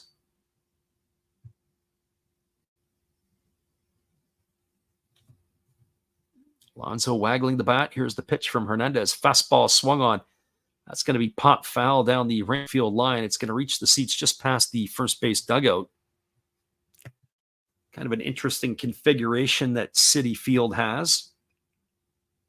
The ball goes straight down and probably about 20 yards past the end of the dugout, and then it juts out on both sides. Presents some interesting caroms for the corner outfielders. There's the pitch. It's a 91-mile-an-hour cutter that misses down and away, and the count now goes to 2-2. So 2 balls and 2 strikes to Alonso.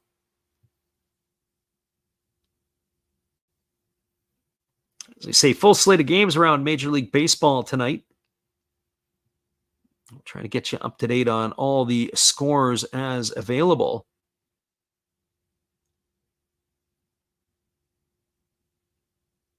Keeping an eye on a few of from here and there. And there's a fastball that misses, and the count now runs to 3-2 on Alonso. Waiting his turn on deck is Jeff McNeil. And the pitch from Hernandez is a breaking ball down.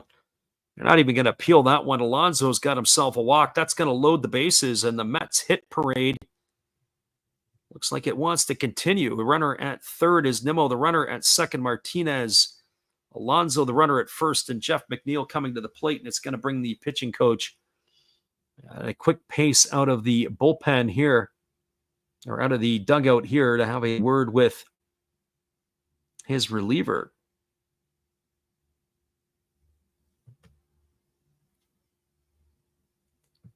We were chuckling a little bit yesterday in that Tiger game. Javi Baez hit his second home run of the season in Detroit. He hit his second home run in consecutive days. He's now got 3 on the year. But the Tigers find themselves in a 8-2 deficit to the Minnesota Twins. That's in the top of the 7th inning. While this conference on the mound is going on, we've got the Rays and the Reds tied at 2. That's in the top of the 7th at the Trop. Guardians beating the Phillies 3-1. That's after 6 complete in Philadelphia. Orioles have a 2-0 lead on the Padres. That's in the bottom of the 5th. Yankees, Red Sox tied at 3. That's in the top of the 5th inning. Blue Jays have a 4-3 lead after 4 against the Rangers. That's at the Rogers Center. Royals, Cubs tied at 0 in the top of the 2nd. Dodgers, Astros 0-0 top of the 2nd. As that fastball misses down to Jeff McNeil, the count is 1-0. Just to finish off the other scores for you, Mariners up 7-0 top of the 1st in Chicago against the White Sox. Marlins have a 3-0 lead after 1 against the Brewers, Nationals, and Cardinals. No score. 3 games later in the evening, as that 98-mile-an-hour fastball is taken for a called strike. So 1 ball and 1 strike to Jeff McNeil. Bases are full of Mets here. There is 1 gone in the 4th inning. Looking to add to their 7-2 lead. There's a fastball swung on and missed. The count now goes to 1-2. So 1 ball and 2 strikes. Friend Yuki says that Jeff McNeil is red hot. Yeah, he has been swinging a hot stick recently. Pitch on the way. Fastball swung on and missed, but not this time. 98-mile-an-hour heater blown by McNeil. He's in the books for the 2nd out. That is going to bring up the 3rd baseman, Mark Vientos. And speaking of a hot stick, at least tonight anyway, Vientos, who was 0 for 4 in last night's game with 3 strikeouts, has a single and a home run to his name. He's got a 2-run shot in the 3rd and the single back in the 2nd. There's a cutter that misses down, and the count is quickly 1-0. Is it a cutter or is it a slider? Or is it kind of the same? 1 ball and no strikes as the pitch is on the way. It's a fastball swung on and fouled away by Vientos. That's over on the first baseline. The count is 1-1.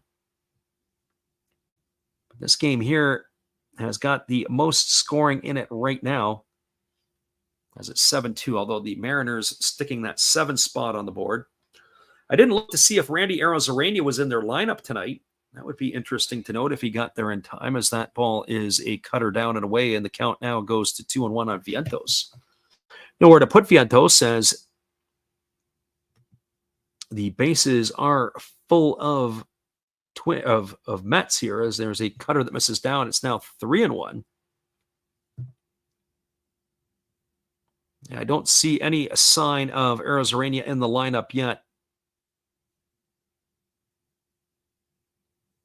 I got some players producing that maybe they haven't produced. And there's a fastball that misses down. It's going to be ball 4. Vientos is going to get himself an RBI without having to swing the bat, as he's got himself a run driven in. That's going to bring home Brandon Nimmo with the 8th run of the ball game for the Mets. Advancing to 3rd is Martinez. Alonso goes over to 2nd. And it's going to bring Jose Iglesias to the plate. And Hernandez is probably going to be out there for a little bit here, one would have to think. Nobody in the bullpen. And a fastball that misses up and away, and the count is 1-0. Our friend Yuki says, breaking news, Mets acquire relief pitcher Ryan Stanek from Seattle. Interesting that the Mariners did get Yimi Garcia in a trade today. Maybe that is some expendable move, as the pitch is taken for a called strike. Going the other way back to Seattle is Rylan Thomas. So Stanek, happy birthday, Stanek. It was his birthday today.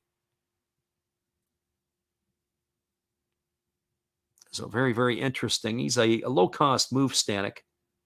Fastball swung on and lifted foul over on the first base side. The count now is 1-2 to Iglesias.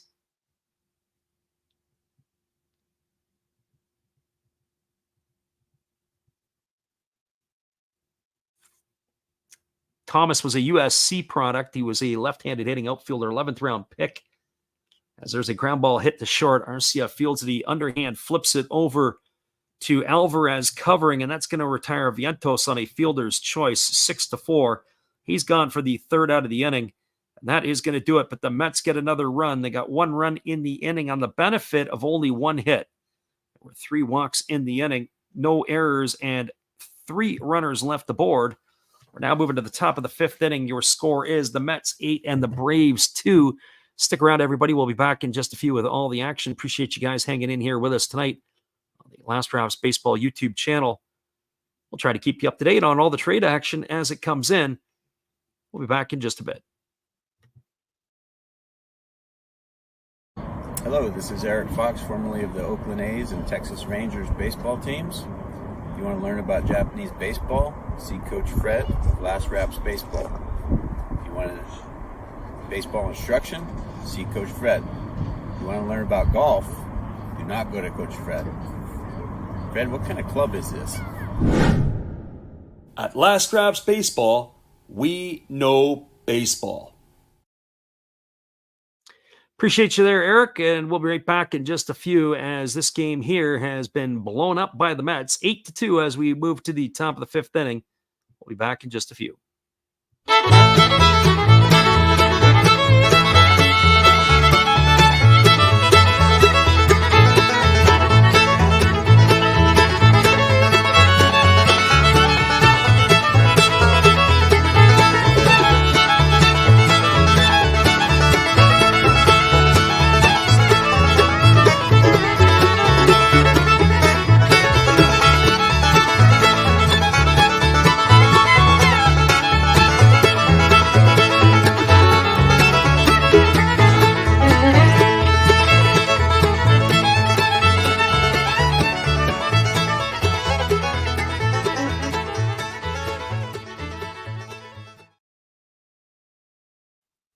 Welcome back, everybody. It's going to be the 8, 9, and 1 hitters to come to bat for the Braves. That's Nacho Alvarez Jr., Orlando Arcia, and Jared Kelenic. Face the right-hander Kodai Senga, and the first pitch from Senga is a fastball taken for a called strike, and the count is quickly 0-1. Another corresponding move, Mets have sent Cole Sulser to the Tampa Bay Rays, and the Rays have now optioned him to AAA. There was a move the other day as that fastball misses down to Alvarez. Sulser was designated for assignment on Monday for the signing of catcher Logan Porter, and he was flipped to the Rays. Rays had sent him to AAA in Durham as there's a fastball swung on. It's lined into right field, drifting back and making an over-the-shoulder catch is Jeff McNeil. And Alvarez Jr. is going to be retired. He's gone for the first out of the inning. It's going to bring up the shortstop Orlando Arcia.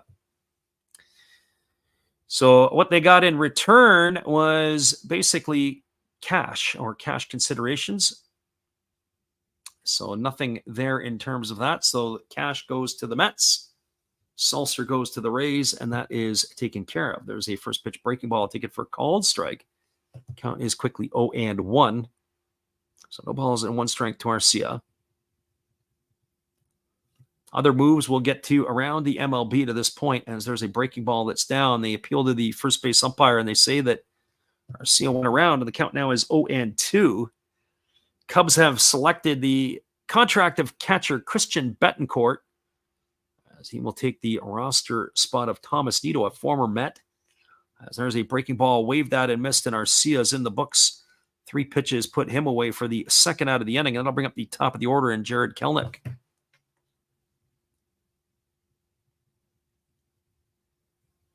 Talked about at the top of the stream that Zach Elfin is now a Baltimore Oriole. Rays got a selection of 3 players as far as I know. It's going to be Matthew Etzel, Jackson Baumeister, And Mac Horvath going the other way as there's a split finger pitch taken for a called strike. The count's 0-1 to Kelnick. Senga ready to go again. He kicks and he fires another split finger pitch and another one taken for a called strike. And the count now is 0-2. Eflin is 30 years old and arguably at the top of his game. Certainly when he pitched with Philly a couple years ago, I really liked what he was doing. There's another splitter that misses down, and the count now is 1-2. Difference between a forkball and a split finger pitch is nothing. Just the name is a little different. They refer to it as the ghost fork as it goes away, and there's a fastball swung on and missed. Kelnick's in the books. If my math is right, that would be strikeout number 8 here for Senga. Check that, number 9 for Senga. And that is going to retire the Braves 3 up, 3 down here again. That is now 9 in a row retired by the Japanese right-hander. No runs, no hits, no errors, nobody left the board. We are now moving to bottom half of the 5th inning. Your score is the Mets 8 and the Braves 2. Stick around, everybody. We'll be back in just a few. Appreciate you guys for hanging in here with us. Listen to our call on the Last Rouse Baseball YouTube channel. We'll be right back after these.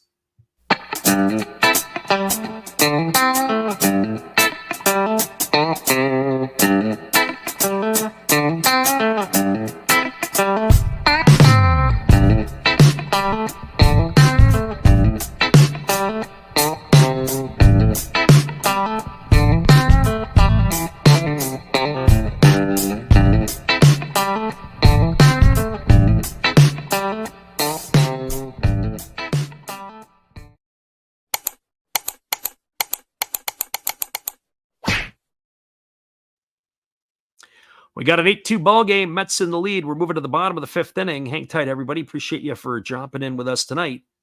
It is the first of 2 as we'll be giving you Japanese baseball at 10 o'clock Pacific or 1 a.m. Eastern. Hopefully you can stick around for that. We'll be right back in just a few.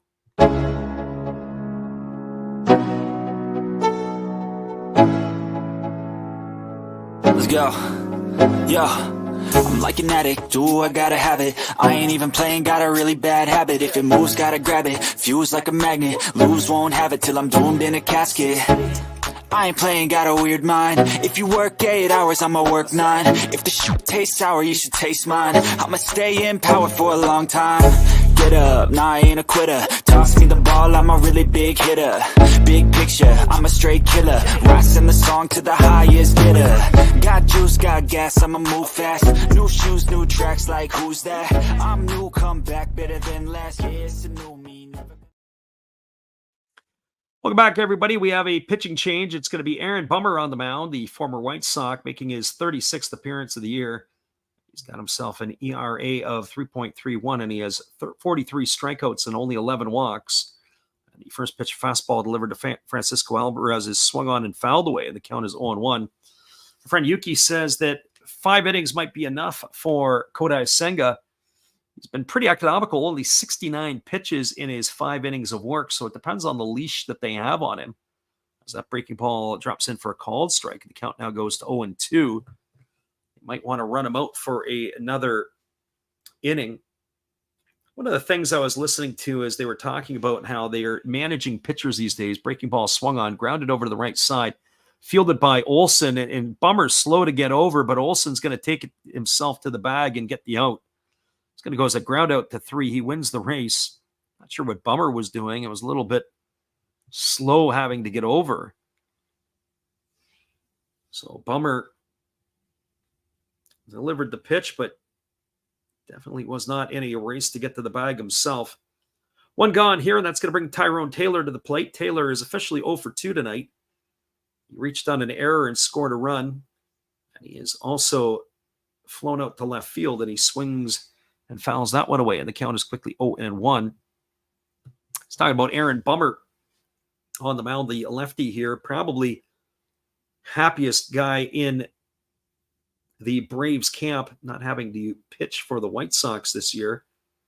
There's a breaking ball that drops in for a called strike. The count now goes to 0-2 on Taylor.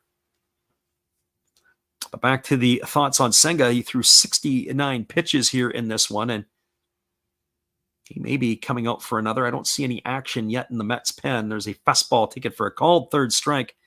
Taylor stood there like the house by the side of the road. He watched it go by for out number 2. That's going to bring up the top of the order in Francisco Lindor.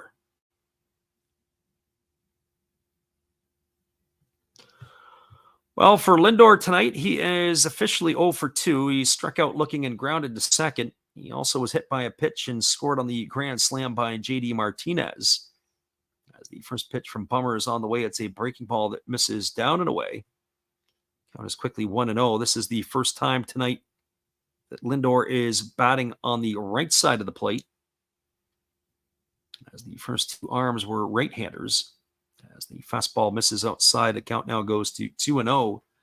So 2 balls and no strikes.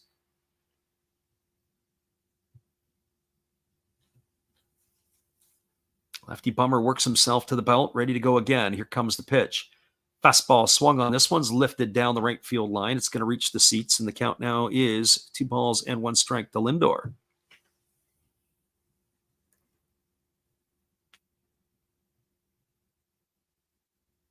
Lindor waits here again. Off to a really, really solid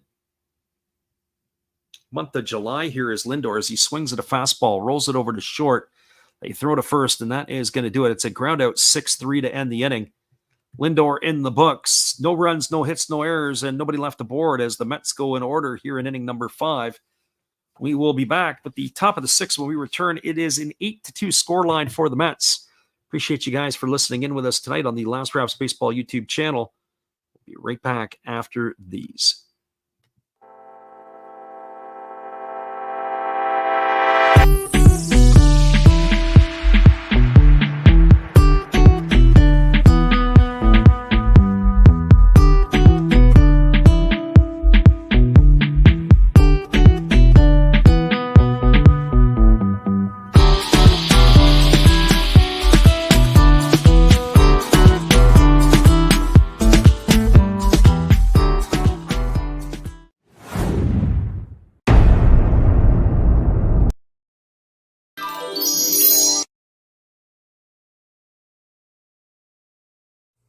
Oh, hello.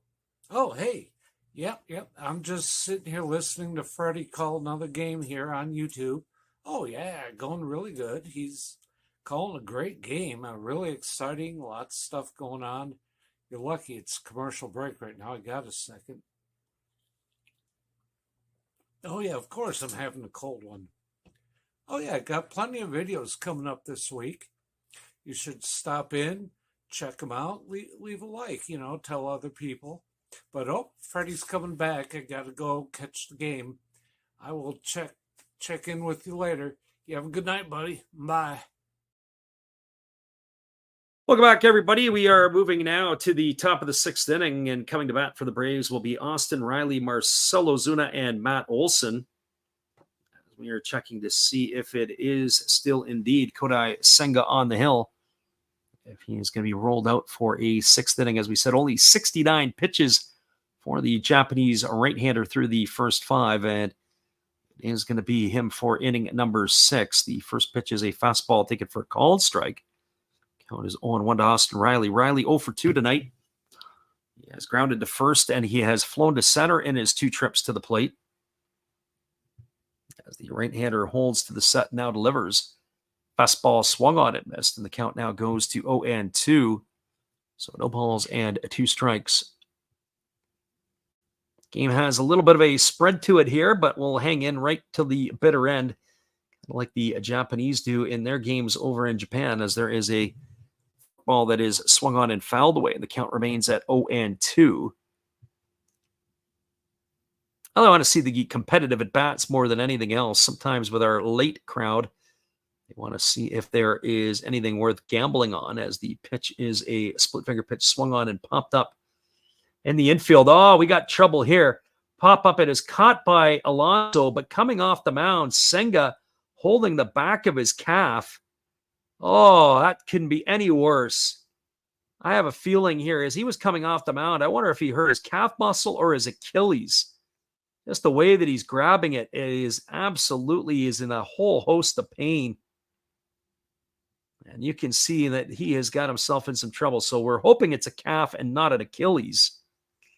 Otherwise, don't pick up the phone and call Mike Soroka. But that is an absolute shame. Senga has been absolutely brilliant here so far tonight. And the brain trust for the Mets. We're going to look at this one here. The pop-up was in the infield, and he started to go to first base, started to run, and then he pulls up and he's holding his left calf. And as soon as he pushed off, that was where it is, and reaches for the back of the calf muscle, the lower part of the calf. So the trainer and the interpreter are on. He's definitely coming out of the game. We got an injury timeout here as Kodai Senga is going to be done for the evening. What a brilliant pitching performance by him tonight. But you could see that first step as he went to push off, he was reaching for the back of his calf. I guess the good news is it looks like he's walking off under his own power. So that probably means it's not an Achilles, but more than likely it is probably going to be a calf injury. So his night is going to be over. So although our friend Yuki says it might be a cramp, yeah, you might want to hope for that too. Hang tight, everybody. We'll be back in just a few. We appreciate you guys for here. Maybe Yuki is right. Maybe they should have taken him out after 5. Hang tight. We got a change here, and we'll be back in just a moment. Hello, everybody. Steve Rodmacher coming back at you again. And during this pitching change, for a change of pace, let's open some baseball cards. We'll get through these quickly. 2023 Topps Big League. We have rookie card of Tyler Freeman to go along with a Matt Chapman. And why not a Jake Cronenworth? Shoot 'em, Jake! We do have a rookie card of Brett Beatty. That's pretty cool. To go along with the uncommon Carlos Correa. Pretty common to me, but what do I know? Trey Mancini to go along with a rookie of Kodai Senga. Freddie, tell them about Kodai. And one of my favorites, Devin Williams of my Milwaukee Brewers. All right, looks like the pitcher's coming in. Freddie, you can take over now. Appreciate you, Steve. We'll be back in just a moment with all the action, as it is a pitching change coming up here for the Mets.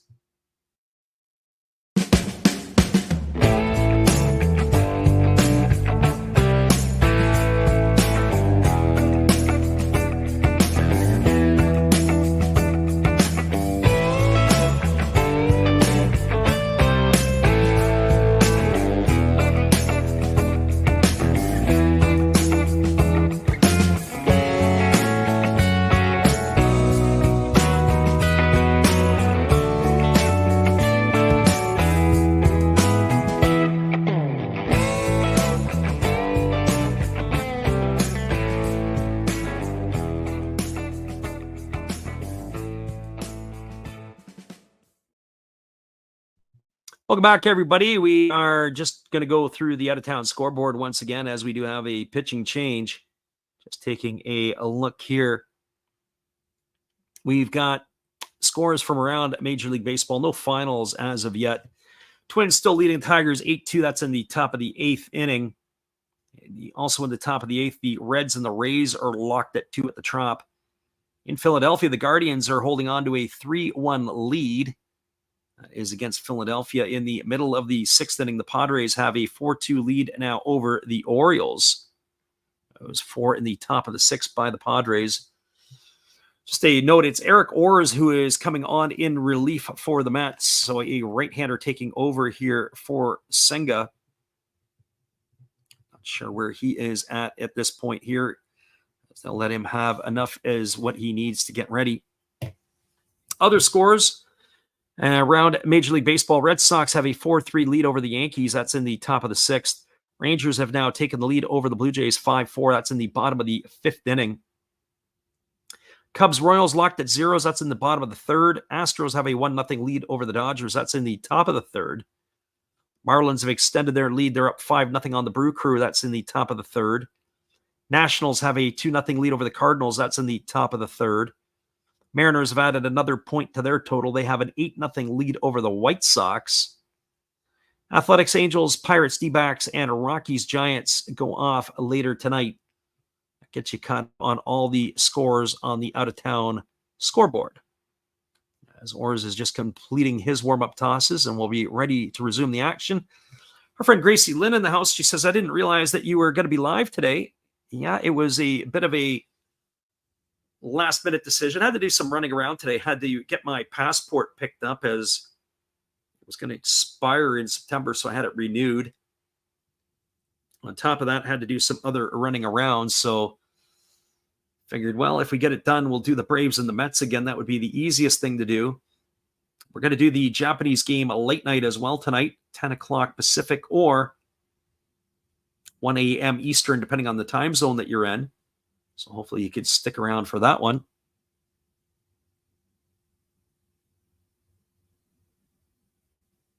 Gracie Lynn said, yeah, I knew you were going to be live for the Lions game tonight. Yeah, we'll be on for that one as well. This one here just happened to be a late edition for us. Got the air conditioning going and keeping ourselves cool, and figured why not do another one. There's a first pitch breaking ball delivered to Ozuna. Swung on and fouled away, and the count is quickly 0-1. Ozuna today is officially 0 for 1. He struck out looking, and he had been hit by a pitch. So the Braves are getting the wood laid to them right now as they find themselves down by 6 here in the 6th. But with Kodai Senga being an early exit, who knows what could happen here. The Mets bullpen did their job last night. Here comes the pitch. It is a breaking ball swung on. This ball is lined into deep left field. This ball could be trouble, and it's gone. Marcell Ozuna has hit a solo home run. Well, the Braves are going to need a few more of those if they want to get back into this one, but that's a start for Atlanta. That has cut the score to 8-3. Ozuna, that is his, by our books, his 29th of the year. If my math is correct, he's taking his sweet time getting around the bases, but not as sweet as Juan Soto or Jose Siri. Like that was a split finger pitch that hung up in the zone. I imagine I probably like colorful sound waves. Classic, classic, classic. We use the magic word, and up comes the digital assistant. And that's not what we're looking for. We're not looking for any help. So that is going to bring to the plate Matt Olson. And Matt Olson tonight is 0 for 2. He has struck out twice. So just give us a half a second here as we make our adjustments. Gracie Lynn says it was a good game the first 2 innings. Red Sox and Yankees might have been a better choice. Yeah, you might be right.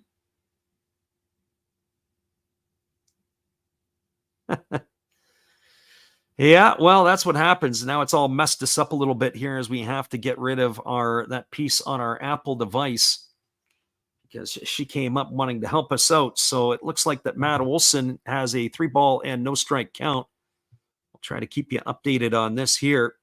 And that is going to be ball 4 as he has walked. So Olson walks and he is aboard at first base. That is going to bring up the catcher, Travis d'Arnaud. And so now we're having some issues trying to get back to our video. That is for certain. They have a bit of a conference on the mound here.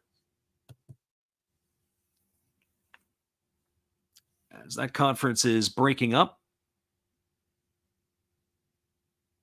So d'Arnaud at the plate.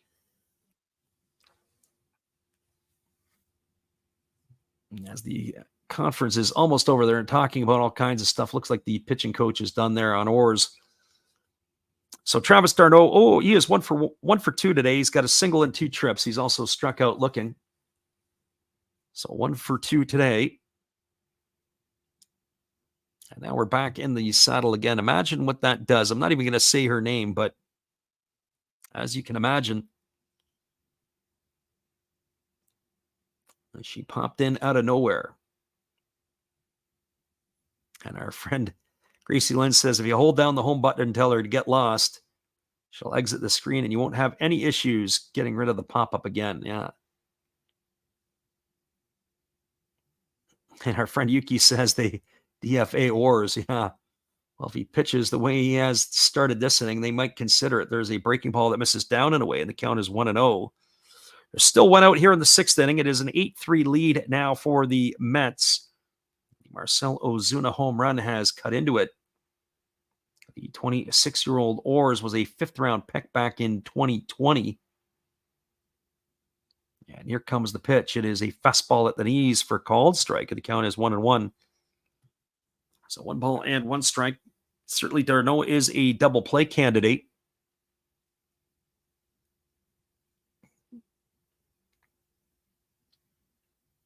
Our friend Gracie Lynn said, yeah, I have a problem with the Yankees and the Red Sox when I do those games, or have done them in the past. Fastball swung on, lined into right field, slicing toward the line, giving chases McNeil, and he's going to make the catch. That's going to retire d'Arnaud for the 2nd out of the inning.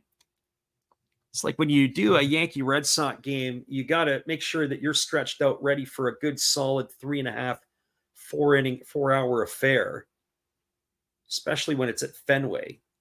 And I just not in the mood to do those two teams. I thought maybe I'll do the Sunday night game this week, and I realized that that's who the matchup was. And I'm like, no, not going to happen.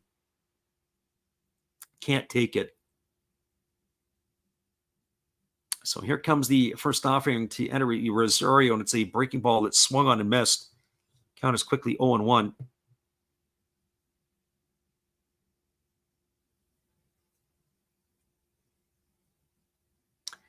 Gracie asks the question about the trades. Yeah, we talked a little bit about the trades that the Mariners made, also about the trades the Mets made as well. Here's the pitch. It is a breaking ball that misses down. The count goes to 1-1. That Randy Arozarena deal was done just after we got off the airwaves last night. Very interesting. I guess the Mariners have another year of team control on it. I got a chance to look at some Mariner message boards today. Mariner fans were kind of upset. There's one of the players in that trade they figured is going to be in the big leagues in a couple of years. There's a fastball that is swung on, and this ball is lifted into left field. Camping out underneath it is the left fielder, Nimmo. He's got space to make the catch, and Rosario is gone. I'll come back and talk about the trades in just a couple of moments, but we'll wrap this half inning up. 1 run in the inning on 1 hit. There was no errors and 1 runner left aboard. Moving to the bottom of the 6th inning, your score is the Mets 8 and the Braves 3. Stick around, everybody. We'll talk more trade when we get back in just a few. Appreciate you guys for hanging in here with us tonight on the Last Raps Baseball YouTube channel. Good evening, ladies and gentlemen. Namaste. Hey, I hope you guys have been enjoying the game. My name is Hollis. I've got a YouTube channel called Another Hollis Build. I love baseball cards. I open up brand new product for you guys. I open up old stuff. I do breaks. I do auctions. All kinds of stuff concerning baseball. I'm Friars faithful, Padres to the end. I also love Garbage Pail Kids and my animals. I have a ton of animals. It's like a mini petting zoo here around my house. I also love my city. San Diego, baby. I take you all around the city and show you what's up. If you guys dig stuff like that, cruise on over and check it out. It's Another Hollis Build. If you dig it, subscribe. I'd really appreciate to have more follow me along on the journey. Hey, either way, you guys have a wonderful day or a beautiful, beautiful evening. No matter which one it is, make sure that you make it great, my friends. Big up Last Raps Baseball. Yeah, Freddie, let's go. One love and peace. Yeah, man.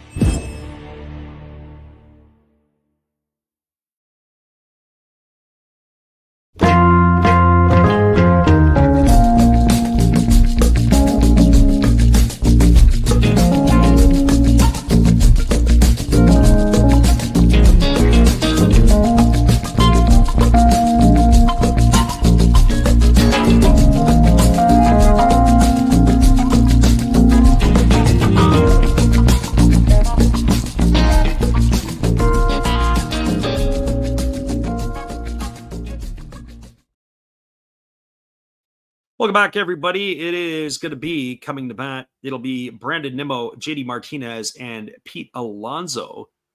The first pitch from Aaron Bummer is a fastball taken for a called strike. The count is quickly 0-1. Nimmo tonight has walked twice and struck out looking in his 2 trips to the plate. He's also scored a couple of runs. As Bummer delivers a breaking ball that is waved out and missed, and the count now is quickly 0-2. Yuki said, yeah, Senga had 9 strikeouts and 5 1/3. Yeah, he was pretty electric tonight. Pretty good command of his pitches. Ended up with only about 73 or 74, if I'm not mistaken. Fastball swung on, lifted into center field. Drifting over to his right is Kelnick. Makes the catch. That is for my friend Gracie Lynn, as Nimmo is in the books for the first out of the inning, and that'll bring up the designated hitter, JD Martinez. Talking about the Mariner trades, the first one that went down last night, Arozarena, well, they got him for a year and change, so they'll have to make some decisions. I mean, when he is on song, he is fun to watch. And so I just don't know what Randy Arozarena is going to be showing up in Seattle. Hopefully the one that was the World Baseball Classic caliber. Breaking ball misses outside, count is 1-0. But as far as the Mariners, they needed some help with J-Rod and J.P. Crawford hitting the injured list this week. They were in trouble. And that is a sinking ship over there because of the injuries. There's a breaking ball that is swung on and missed. Count goes to 1-1. I look at their lineup tonight. Now, mind you, they're playing the White Sox. But that is one nasty-looking lineup right now in Seattle. And I thought they were thin at the best of times.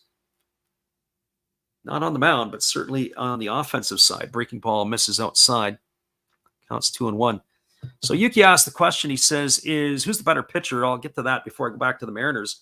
Senga or Imanaga? I saw Imanaga pitch live last year against the Carp in Yokohama as the pitch is on the way, and it's a breaking ball, waved at and missed. The count now goes to 2-2. And actually, Imanaga took the loss in that game. It was a 5-0 game for the Carp. Shota Dobayashi hit 2 home runs in that contest. So my thoughts are, who is the better pitcher? As that fastball is swung on and fouled away, and the count goes to 2-2. I think the better pitcher is Imanaga. I think who might have the better stuff could be Senga. And I say that because just the way that Imanaga is able to mix his pitches, hit his spots, and keep hitters off balance, as opposed to blowing away with some power, which is what Senga can do. As that breaking ball misses down, and the count now is 3-2 to Martinez. I personally think Imanaga is the better arm than Senga. That's my personal choice. Now, the other trades that the Mariners made, obviously the Yimi Garcia trade. As there's a fastball swung on. This is grounded through the 6-hole into left field. JD Martinez is going to pick up his 3rd hit of the ball game. That's his 2nd single tonight to go along with the grand slam.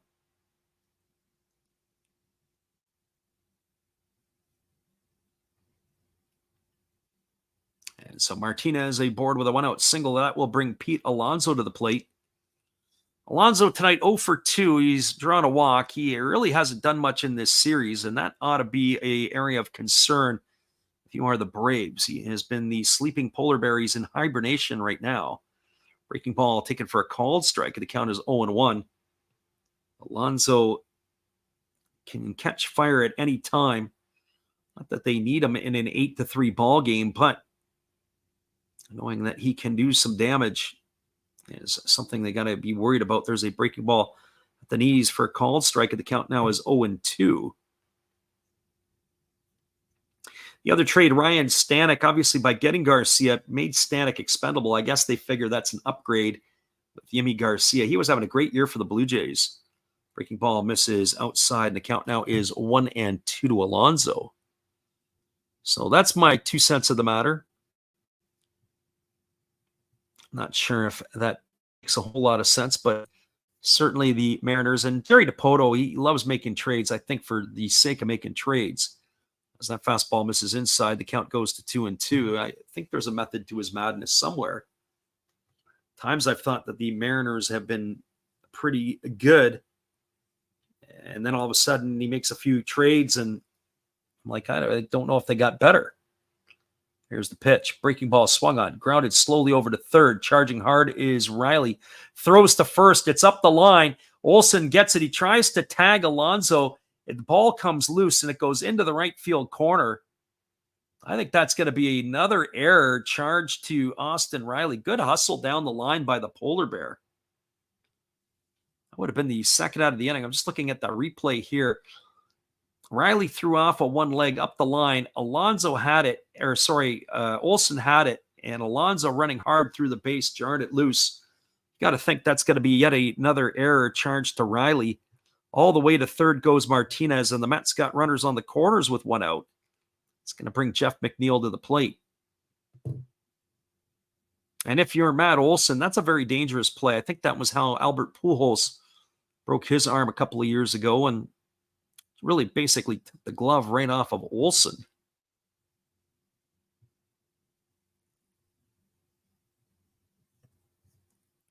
Gracie Lynn says that the Braves lose tonight. It'll be their longest losing streak since 2016. Fastball swung on and grounded foul over on the first base side. Count is 0-1. Gracie says, no doubt that Yimi Garcia was an upgrade, but she thinks they overpaid for him. You might be right on that one. As I say, there's a lot of prospects flying around today by the Mariners as that breaking ball is waved out and missed. The count now goes to 0-2 on McNeil.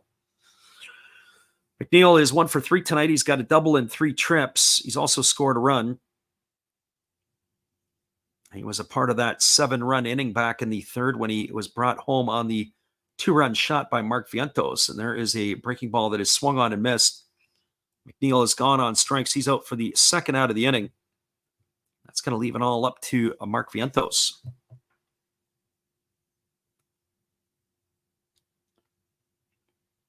Our friend Yuki made a good point earlier in the stream, and he said that if they could chase Morton early and bring the bullpen in, then it starts to pose a problem for the rest of the series for the Braves.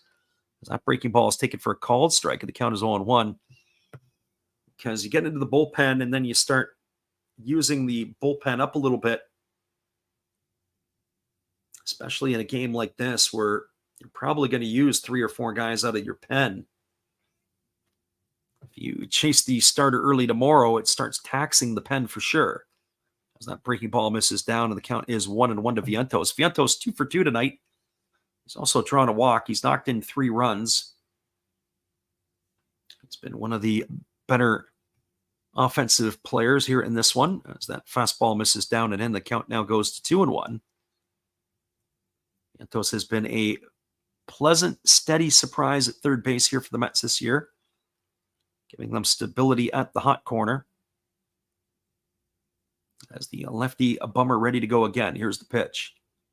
There's a fastball swung on, and it's fouled off the foot of Vientos. The count now goes to 2-2. That one was smart for sure. So 2 balls and 2 strikes.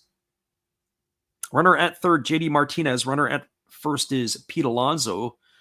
2 gone here in the 6th inning. Friend Yuki points out that the starter for the Braves tomorrow is a starter with a 4.5 ERA. There's a breaking ball taken for a called third strike. Vientos stood there like the house by the side of the road.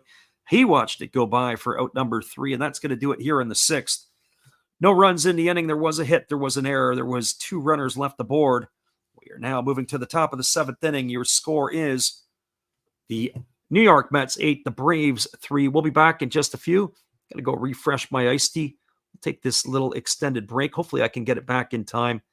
Be right back after this. Appreciate you guys for hanging with us on the Last Raps Baseball YouTube channel.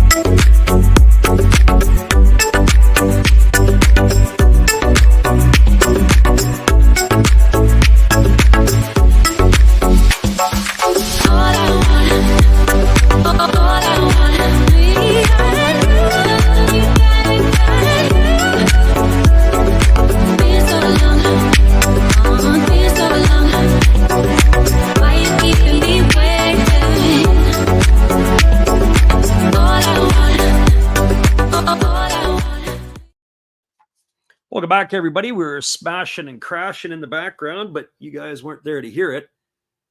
We were knocking over some stuff on our way to get our iced tea. Nothing was going to get in the way between myself and the iced tea. Although I have to say, I've got an Arnold Palmer waiting in reserve if that happens to be the case. It's going to be the bottom third of the batting order to come to bat here in the top of the 7th inning. So we have to change our piece up top. It is an 8-3 score line here now. 8-3 in favor of the Mets, as the Braves will be sending Adam Duvall, Nacho Alvarez Jr., and Orlando Arcia to the plate here in the 7th. And we appreciate you guys for hanging with us. Our friend Gracie Lynn says, anytime Uncle Charlie starts, I don't hold my breath for a win. Yeah, he's not the pitcher that he was a few years ago. That is for certain. There's a breaking ball taken for a called strike, and the count is 0-1 to Duvall. So Charlie Morton, he is in the twilight of his career. He really never blossomed until he did get to Tampa Bay. He had started his career in Pittsburgh, if I'm not mistaken. As there's a breaking ball swung on. This ball is hit the deep left field, moving back onto the warning track, but with room to make the catch is Nimmo. Duvall is gone for the first out of the inning, so 1 up and 1 away. And the Braves are starting to run out of outs. And Gracie says, I'm kind of be happy to say when he retires. Non-Braves fans don't understand. Yeah, well, he, as I say, he's in the twilight of his career. And probably if they had the arms that they did, he probably wouldn't be in the staff. There's a fastball that comes up and in, and it has nailed Alvarez Jr. That ball got away, and it has hit him here. Orrs, who finished off the last half inning pretty good now, has got himself the first base runner here. Orlando Arcia coming to the plate. He is 0 for 2 tonight and has struck out both times.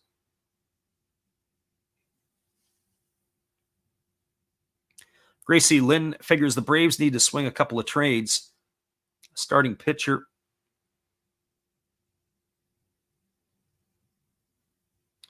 Got some breaking news apparently from the NFL that the Packers are going to make Jordan Love the highest paid quarterback in the NFL, as there's a fastball swung on and fouled away, and the count is 0-1 to Arcia. Our fun undrafted player in the house tonight. We welcome you. Appreciate you for hanging in here with us as he is listening from France. And it is Kodai Senga's first game of the year. Unfortunately, he left with what looked like a issue in his calf. As they throw over to first base, and diving back in time is Alvarez. Right-hander Orr is ready to deliver. It's a fastball that misses upstairs. The count goes even at 1-1. France is the home of the Olympics. I didn't even see. Apparently, I was talking to my folks today, and they were saying that there was some sort of terrorist attack on the TGVs, including the Eurostar going from Paris to London.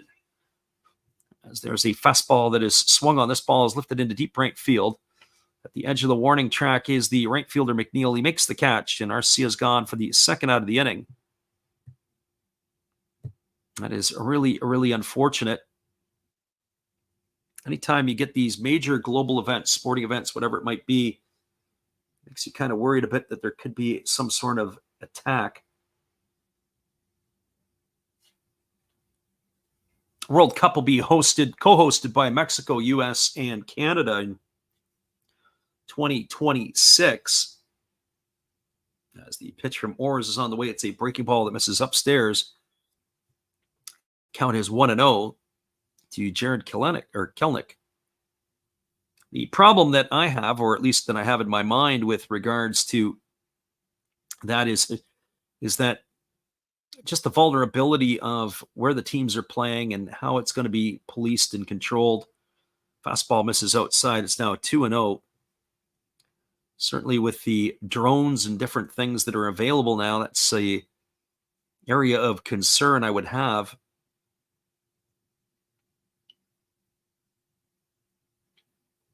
And being able to secure the teams, as there's a breaking ball taken for a called strike. It's now 2-1 to Kelnick. Gracie Lynn says the World Cup's going to be a disaster. The U.S. infrastructure isn't there, and the travel is going to kill the vibe. Yeah, it's definitely so. I remember I was at the World Cup in '94.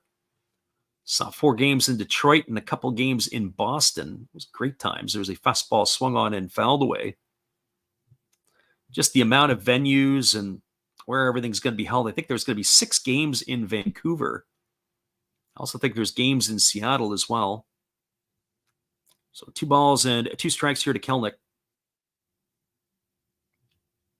Orrs gets his sign from his catcher Alvarez, who is ready to go again here.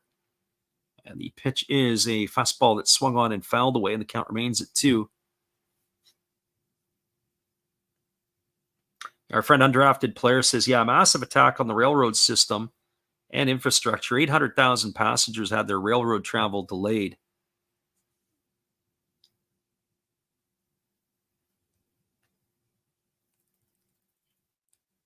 Gracie says, I don't think, Gracie, honestly, they're going to have to discount the tickets. They'll sell out, especially in this marketplace, as there's a fastball that's upstairs. It counts 3-2. Realistically speaking, that there's just probably no chance of that happening. Yuki says the Phillies just lost. Yeah, I saw the Indians, or the Guardians, I should say, had a 3-1 lead in the bottom of the 9th inning. We're a couple out, but I didn't see that had checked in as a final. So 3 balls and 2 strikes here to Kelnick. The runner Alvarez will be on the run here as the pitch will be delivered to the plate. Here comes the 3-2. Pitch on the way. Fastball swung on and missed. And that is going to retire Kelnick. He's down on strikes for the 3rd out of the inning, and that will do it here. No runs in the inning, no hits, no errors, and there was 1 runner left aboard. We are now moving to the bottom of the 7th. Score is the Mets 8 and the Braves 3. Stick around, everybody. We'll keep talking. The undrafted player will give us some more insight on what is happening over there in France. Appreciate you guys for all hanging out with us here tonight, and hopefully sticking around for the game in about 4 hours' time from the Japanese League. We'll be back here in just a few after this.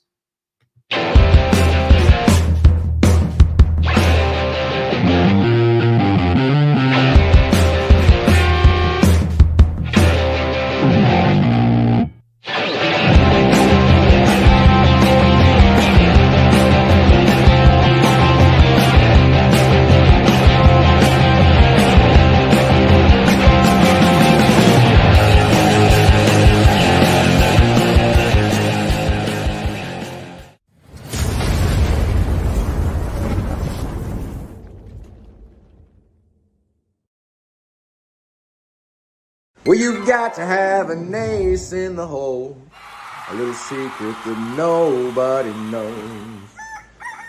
Life is a gamble, a game we all play, but you've got to save something for a rainy day. You've got to learn to play your cards right if you expect to win in life. Don't put it all on the line for just 1 roll. You've got to have an ace in the hole.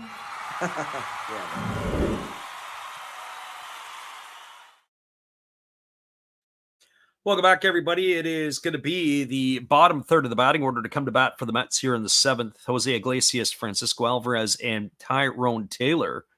Let's get back to what Gracie said. Are you going to be able to get a game pass? Well, with our friend undrafted player here, I'll share a couple of pieces with you as well. Looks like we have a pitching change as AJ Minter is in the game here, as he is on to face Iglesias, and the first pitch is a fastball swung on and fouled away. Minter this season is he's worked 26 2/3 innings, got an ERA of 3.04. 25 of the 31 appearances he's had has been scoreless. So Minter delivers a fastball that is swung on and fouled away, and the count now goes to 0-2. So Minter on in relief. And he's ahead in the count on Iglesias. Just to give you some thoughts, a number of years ago when that World Cup was in 1994, the 4 games in Detroit, as there's a fastball that has come and hit Iglesias right on the top of the foot. 0-2 pitch, and he drills him. That's going to smart. And Iglesias is smiling as he goes to first base. I don't know if I'd be smiling. That is a hit batter here. And that is going to bring up Francisco Alvarez to the plate. who is 1 for 3 tonight with a home run and an RBI. But I was just thinking about the cost of the tickets next year. That World Cup tickets, they haven't announced the pricing here yet, but I assume they're going to be astronomical. When I saw the games in Boston, which was the round of 16 in the quarterfinals, as that breaking ball misses down and the count is 1-0 to Alvarez, I think the ticket cost was in the neighborhood about $50 a ticket, but the round robin games or the group stage games in Detroit were about $30 a shot. As there's a fastball swung on it as the count goes to 1-1. So I cringe. Here we are 30 years later, what we're going to have to pay. I would assume it's probably going to be in the neighborhood of $100 to $150 a ticket, if not more. And then I got to look at it and say, is it worth it? Is it worth it to go see some of those games? I don't know. I've already seen the World Cup once. There's a fastball ticket for a called strike. The count now goes to 1-2. And on top of that, with our friend from France who's in here, undrafted player, actually I had tickets for the 98 World Cup. I had all the group stage matches and the round of 16 match in Saint-Étienne. There's a long story to that, as I had met a gal in Lyon, and her dad had arranged tickets for us. Problem was, I wanted to see the games, wanted to see her parents, wanted to see her brother, really didn't want to see her. As there's a breaking ball that misses down, and the count now goes to 2-2. So 2 balls and 2 strikes. Iglesias, the runner at first, nobody out. Gracie says, I'm not sure why the Braves are wasting so many good arms. Maybe they need some work. There's a fastball swung on, grounded over to short. They go to second for 1, back to first. That's going to be a double play. That's going to go in the books as a 6-4-3 variety. The games in Saint-Étienne actually weren't very good except for one game. The one game would have been the Argentina-England match where David Beckham got sent off. That would have been the game that would have been awesome to see. But I ended up not going to any of the games in France. I ended up canceling my trip, the whole 9 yards. That was in 1998. First pitch fastball taken at knees for a called strike. Count is quickly 0-1 to Tyrone Taylor. Amazing how things change over time. And not only that, I ended up getting a job working for Daimler Chrysler, so I probably would have been able to go anyway as that fastball misses down.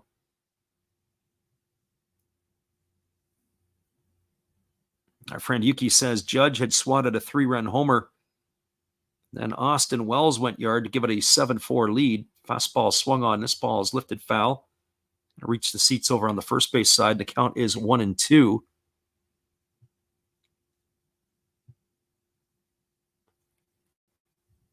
It looks like the rookie right-hander Keaton Wynn of the Giants is going to be undergoing season-ending surgery. It's the ulnar nerve transposition surgery.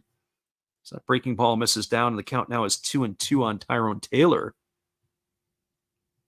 It's bad news for the Giants, especially after getting Robbie Ray back. I think Alex Cobb's set to come back too. Fastball swung on, lifted into right field.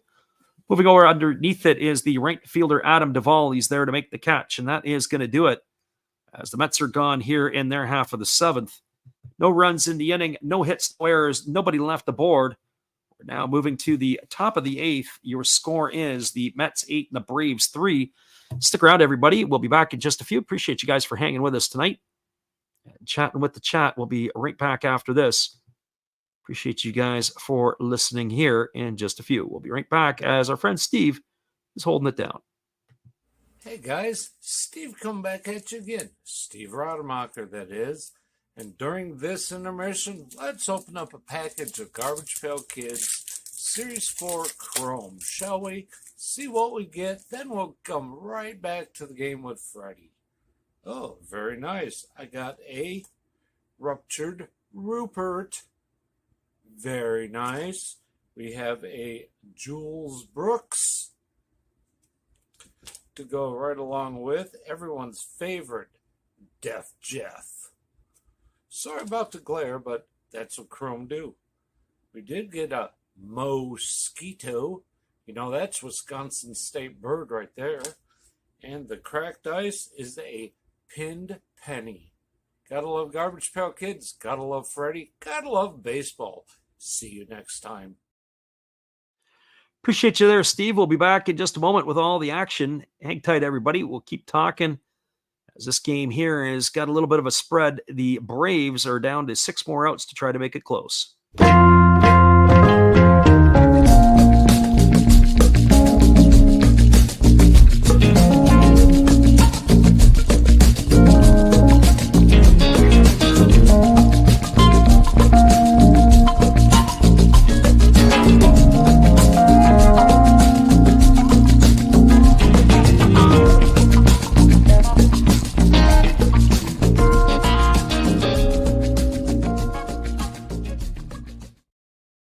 Welcome back, everybody. It is going to be the top of the 8th inning, and we're talking about all kinds of stuff. They do have a reliever in, do the Mets, as they have given the ball over to a right-hander. So Orz's night is done. It is Adam Ottavino. And he first pitches a breaking ball delivered for a call strike to Austin Riley, and the count is 0-1. Ottavino making his 40th appearance of the year, 36 2/3 innings. He's got an ERA of 4.91. So Ottavino delivers. Whoa! There's a breaking ball that goes all the way to the backstop. And so the count now is 1-1. Ottavino has had his affiliation with both the New York teams.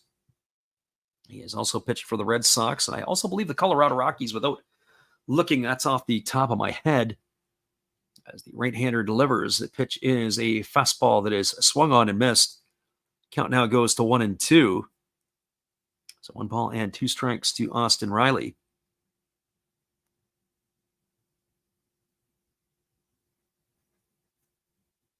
Undrafted player asked the question if that is for Willie Mays, and I do believe you are correct. That would be for Willie. As the breaking ball is swung on and fouled away, and the count remains at 1-2. We're talking about prices for tickets. I'll actually talk to my dad. My dad's got the tickets on his wall in his basement. I want to say the tickets in Detroit were maybe less than 30. I say 30 for round number's sake. As there's a fastball that is swung on and grounded foul, and the count remains at 1-2. If I'm not mistaken, those games at the Silverdome, which no longer exists, I want to say they were $28 a ticket, 28 US, back in 94, 30 years ago. And the games in Boston, I think that they were, depending on the price, they were different levels. Fastball swung on. This ball is lined into right field. Racing over to his left and making the catch, moving toward the foul line, is Jeff McNeil. He hauls it in to retire Austin Riley, and now there's 5 outs to go here for the Mets. 1 gone here brings Marcell Ozuna to the plate. So for Ozuna, he is 1 for 2 tonight. He's got a homer and 2 trips. He's also been hit by a pitch. Talking a little bit about the cost of the tickets. I'll see what my Pops has to say. Here's the pitch. It is a breaking ball swung on and missed. The count is quickly 0-1 to Ozuna. Ozuna with that home run has given him now 29 on the campaign, 1 shy of 30. Having himself a great year, and boy, do the Braves need him. Pitch on the way, slow breaking ball comes across for called strike. Count now goes to 0-2. So no balls and 2 strikes for Ozuna. If I'm Ottavino, I want to see if I can take even more off the next pitch. Here we go. Here comes the offering. It is a fastball. Looks like a 2-seamer that is swung on and fouled away. Count remains 0-2.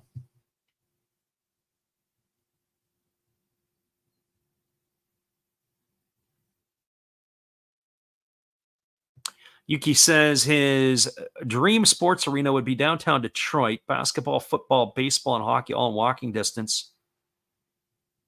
1 hour drive to Toronto too. No, actually, it's a 4-hour drive from Detroit to Toronto.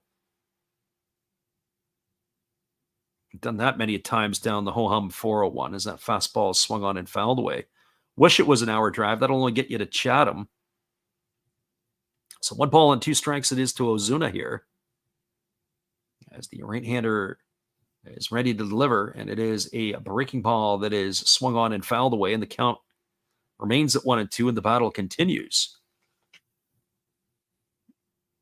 The other piece to that is that in Detroit, there was talk originally when the Pistons were sold to Tom Gore that they were going to be building the Pistons arena across from where they're currently playing, which is they're sharing with the Red Wings at the moment. There's a fastball swung on and fouled away. Count remains at 1-2 to Ozuna. So you'd have Comerica Park, Ford Field right across from each other. You'd have Little Caesars Arena, which is just in walking distance, and then you'd have the basketball arena. But they haven't put the shovel in the ground yet for the basketball arena, and I really don't understand that particular sale. When the Pistons were sold, they ended up with the Palace, but the Palace was torn down, and Palace certainly was a venue where a lot of people who have wealth in that Bloomfield Hills, Auburn Hills area that would be going to games. Another fastball swung on and a tap foul over on the third base side.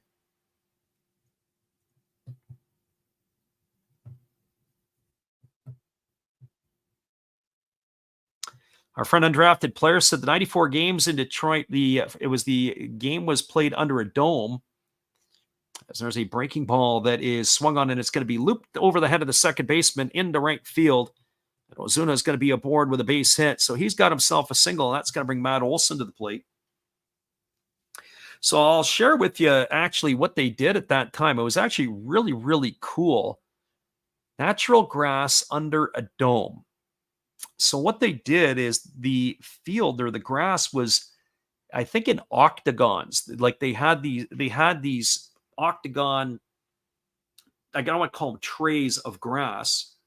And so when the game wasn't played, they pulled the grass out of the stadium so it could get the sunlight and water and everything else, as there is a breaking ball taken for a called strike, and the count is 0-1 to Olson.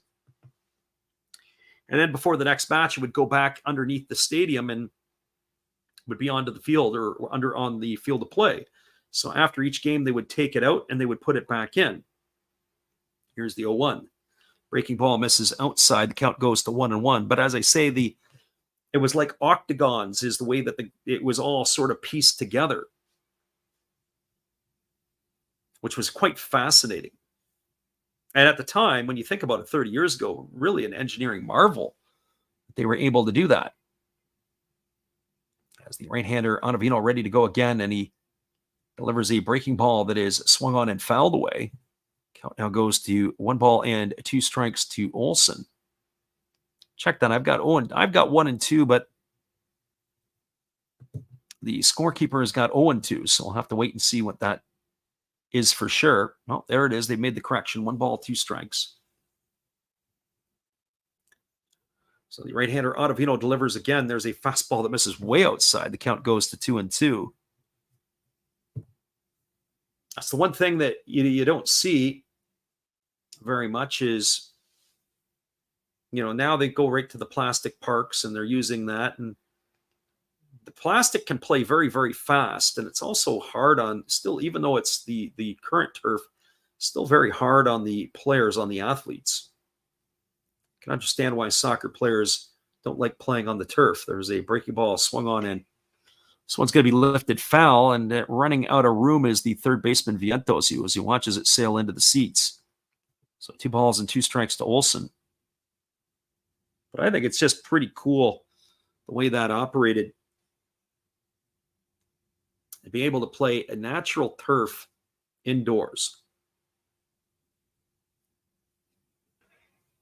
Of course, now we see that more regular in different events. That has happened.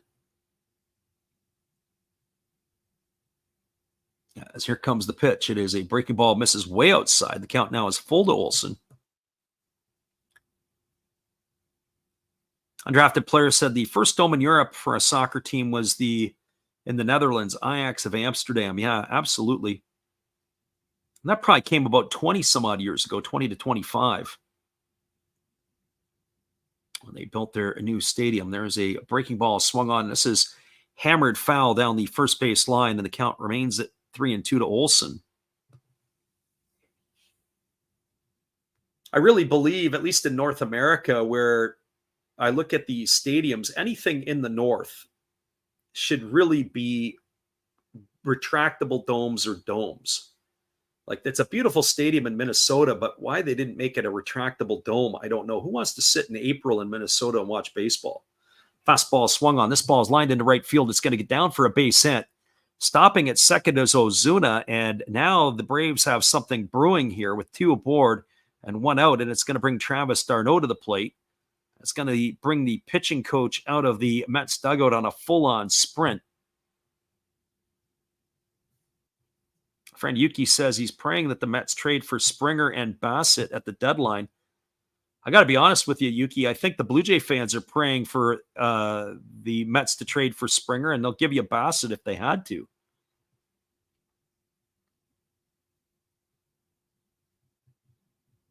So runners are at first and second. Travis d'Arnaud stepping to the plate. He's 1 for 3.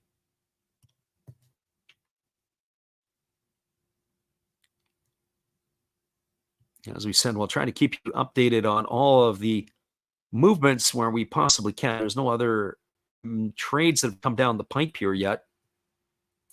I'm sure tonight when we're doing the Japanese game that there'll be a few more that will be floating forward. So runners at first and second. A drafted player says the 30th. I think it's the 31st, if I'm not mistaken, or the very last day of the month. Here comes the pitch. It is a fastball swung on and fouled away. The count is quickly 0-1 to d'Arnaud. d'Arnaud singled in the second, struck out looking in the fourth, and flew out in the right. So 1 for 3 tonight. He's got a season average up to 259. As Ottavino checks the runner Ozuna at second. Now he kicks and fires. It's a slow breaking ball, waved at and missed. Count now goes to 0-2. So no balls and 2 strikes. Yuki says he's checked Springer's July stats. Yeah, he's woken up in July. He was in a slumber for the first 3 months of the year. Blue Jay fans were losing their mind. I don't think I would touch Springer. I think he's pretty much finished.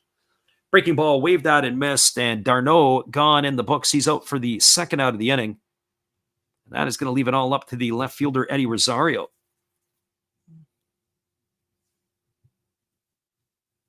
Well, for Rosario, he is 0 for 3 tonight. He's bounced into a fielder's choice, and he's flown to left twice. Now, you need his bat to come working now. Yuki says Springer will cost 0 prospects and all cash. Yeah, more than likely, if you guys took Springer, I'm sure that the owners of the Blue Jays would even drive him to the airport and hand deliver him to the New York Mets. Get that contract off the books. There is a first pitch breaking ball that is waved at and missed. The count is 0-1.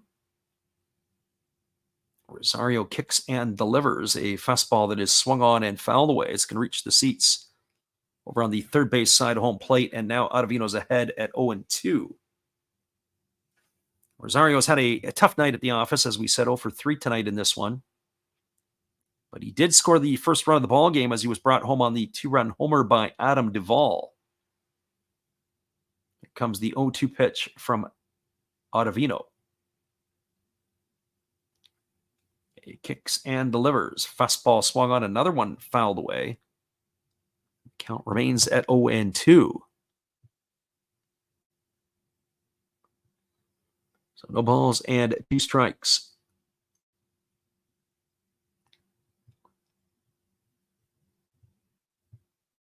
Rosario waggling the bat.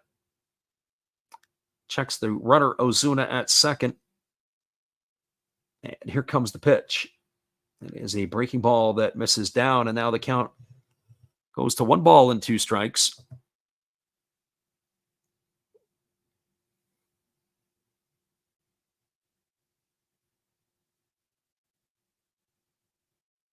Be an interesting finish to this one here if the Braves can find a way to cash in a couple of runs. It won't be an easy walk in the park for the Mets. There's a breaking ball swung on, and it's tapped foul right at home plate. Count remains at 1-2.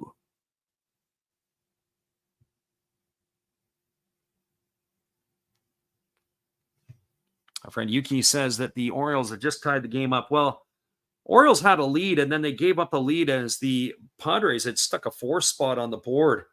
I think it was in the 5th inning. That could be a good series. I was thinking about if I do a game tomorrow, it might be that one. Here's the pitch. Breaking ball swung on. This ball is lined on one hop, taken by the second baseman, Iglesias. What a great play by him. He gets to his feet. He throws to first, and that is going to retire Rosario on a ground out 4-3. What a play by Iglesias. Flashing the leather, showing you at one time why he was one of the league's finer shortstops defensively. Rosario gone for out number 3. That's going to do it. No runs in the inning. 2 hits for the Braves. No errors. 2 runners left aboard. We are now moving to the bottom of the 8th inning. Your score is the Mets 8 and the Braves 3. Hang tight, everybody. We'll be back in just a few. We'll carry on our trade talk conversation after this. Great to have you with us. We'll be back in a few.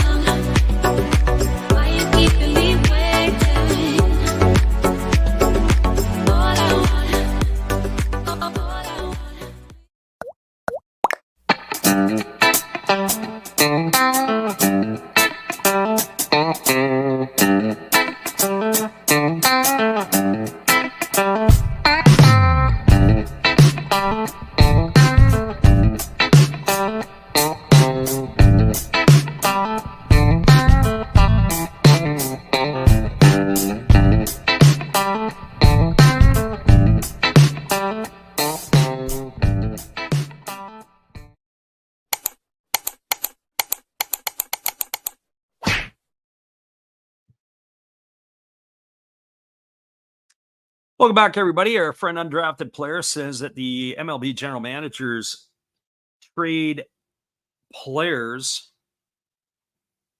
like kids trade baseball cards. Too many moves. Well, certainly it is like spreading dust around as the first pitch fastball is taken by Francisco Lindor for a called strike, and the count is quickly 0-1. It is Jesse Chavez, the veteran right-hander, on in relief. There's a breaking ball that misses down and in, and the count now is 0-2. Jesse Chavez, I got to do a slow-motion video of him. I've got some video of his that I picked up when I was in Seattle a couple months ago, and I haven't done it yet. As Lindor swings and fouls that one off. Whatever it is, he seems to have a home in Atlanta. Has really pitched well there for the Braves. No balls and 2 strikes to Lindor. Yuki says the choice for Saturday is the Imanaga-Lugo game, and there's a breaking ball waved at and missed, and Lindor is in the books for the first out of the inning. So 1 up and 1 away, and that'll bring up the left fielder Brandon Nimmo. Now, I'm not 100% sure yet. I'm not bent on any of the games tomorrow. The game that I was eyeballing is Michael King against Dean Kremer, just because of the timing of the game. There's a fastball swung on it, is grounded over to short. Arcia fields it, he throws to first, and Nimmo's retired on a ground out 6-3. So he's in the books quickly, 2 up and 2 away, and that leaves it up to JD Martinez. For Martinez tonight, although it looks like we're going to be pinch hitter for Martinez, it looks like it's going to be DJ Stewart. Martinez was 3 for 4 tonight, home run, couple of singles. I don't understand why they're going to pinch hit for JD. I know they got a 5-run lead, but still, the man has 3 hits. What are you taking the bat out of his hands for? So that is the option, at least from my standpoint. It'll be a afternoon game. in the Pacific Northwest as that first pitch fastball misses down. It's ball 1 to DJ Stewart. Because we are going to do the Japanese game tomorrow night, and that will be a 9 o'clock Pacific start. Midnight if you are on the East Coast. And there's a fastball taken for a called strike, and the count goes even to 1-1. So 1 ball and 1 strike. Michael King, Dean Kremer. It's that matchup, San Diego and Baltimore. There's a fastball that misses inside. Chavez has got a lot of movement on his pitches. That pitch just missed catching the inside corner. Imanaga Lugo would be good. Cubs Royals. The only problem is you got to watch the Cubs offense. There's a fastball taken for a called strike. Count goes to 2-2. Cubs offense has been pretty much a disaster over the last 6 weeks, maybe even more. As the pitch is on the way, it is a fastball swung on and lifted foul. Count remains at 2-2. And if I did that one, doesn't leave me a whole lot of time in between games, potentially. So I might sit back with a cold iced tea and watch that one. I stay away from the Reds and the Rays, and probably won't do the Braves and the Mets. It's Schwellenbach and McGill. There's a fastball swung on. It is taken on 1 hop by the third baseman, Riley. He throws to first. And that is going to do it. Stewart's in the books for the 3rd out of the inning. And that will do it here for the Mets in the 8th. No runs, no hits, no errors, nobody left aboard as they go in order. We're now moving to the top of the 9th inning. Your score is the Mets 8 and the Braves 3. Stick around, everybody. We'll be back with the call in just a couple moments. Appreciate you guys for hanging with us tonight on the Last Rounds Baseball YouTube channel. This is the Braves coming to bat for their last song here. It'll be Duvall, Alvarez Jr., and Arcia to get things going when we return.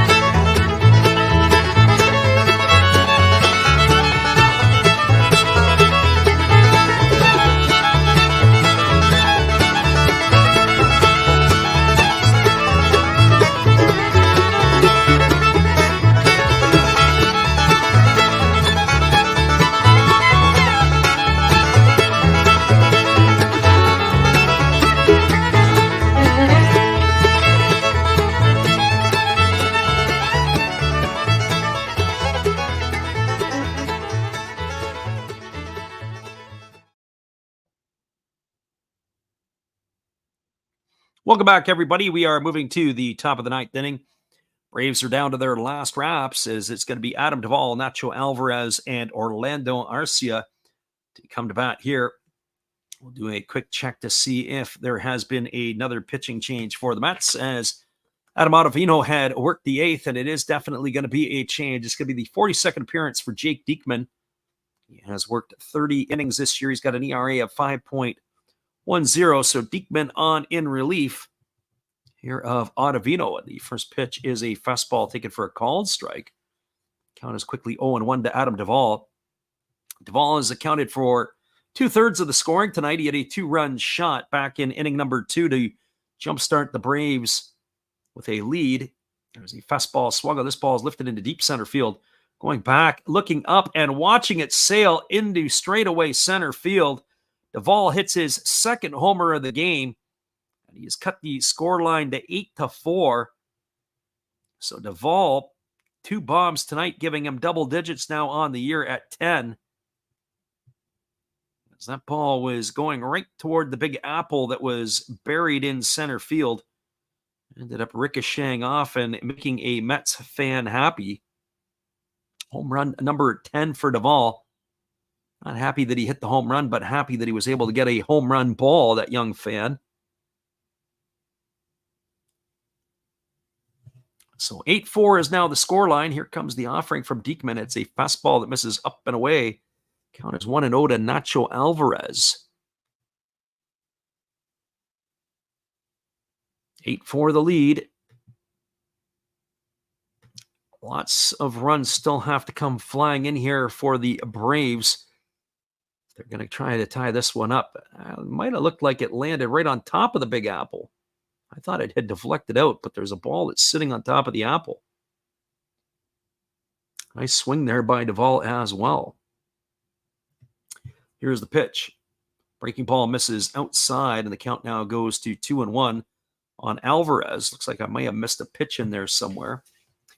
Alvarez is 0 for 2 tonight. That's never a good sign. You're up by 4, and now your closer's up, and he's playing catch in the pen. Try to find a way to get 3 outs for crying out loud. You might as well bring in the bullpen catcher. As you've seen some of those do it, and they got the hurry-up call now going to the pen. As that pitch is a breaking ball swung on and fouled away. The count's now 2-2. Edwin Diaz up and throwing. Here's the pitch. Fastball swung on and fouled away, and the count remains at 2-2 to Alvarez.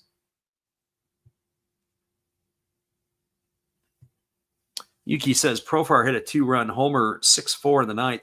Got to say that Jerkson Profar has had himself a fantastic season this year.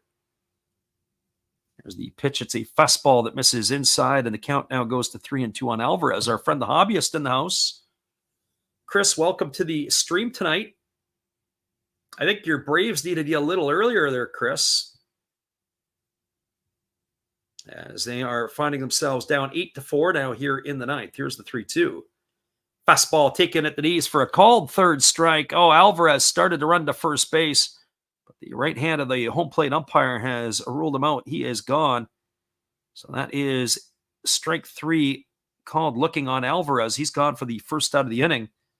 It's going to bring up the shortstop, Orlando Arcia. Friend the hobbyist says even though he wouldn't like it, his friend Joe would. Yes, absolutely. Here's the pitch. It is a fastball that goes all the way to the backstop. This is definitely not vintage Diekman right now. As that pitch goes wide, it's 1 ball and no strikes. I'd argue and say the best baseball that I ever saw Diekman pitch, or when he was playing, was with the Texas Rangers. That's going back some 7-8 years ago now. He was as nasty as you could have. Here's the 0-1. Fastball swung on. This is lined into right field. It's down for a base hit, and Arcia's aboard with a single. That's going to turn the batting order over. It's going to bring Jared Kelenic to the plate. So the Braves aren't dead yet. You got a runner at first. They're down by 4, and Kelenic stepping to the dish. He is 0 for 3 tonight, as well as a walk. He has struck out 3 times and walked once. But it looks like his night is over. They're going to bring in Ramon Laureano to pinch hit. Probably rightfully so. Laureano with sporting a 190 batting average. As Diekman ready to deliver, he kicks and fires. First pitch fastball taken for a called strike. Count is 0-1 to Laureano.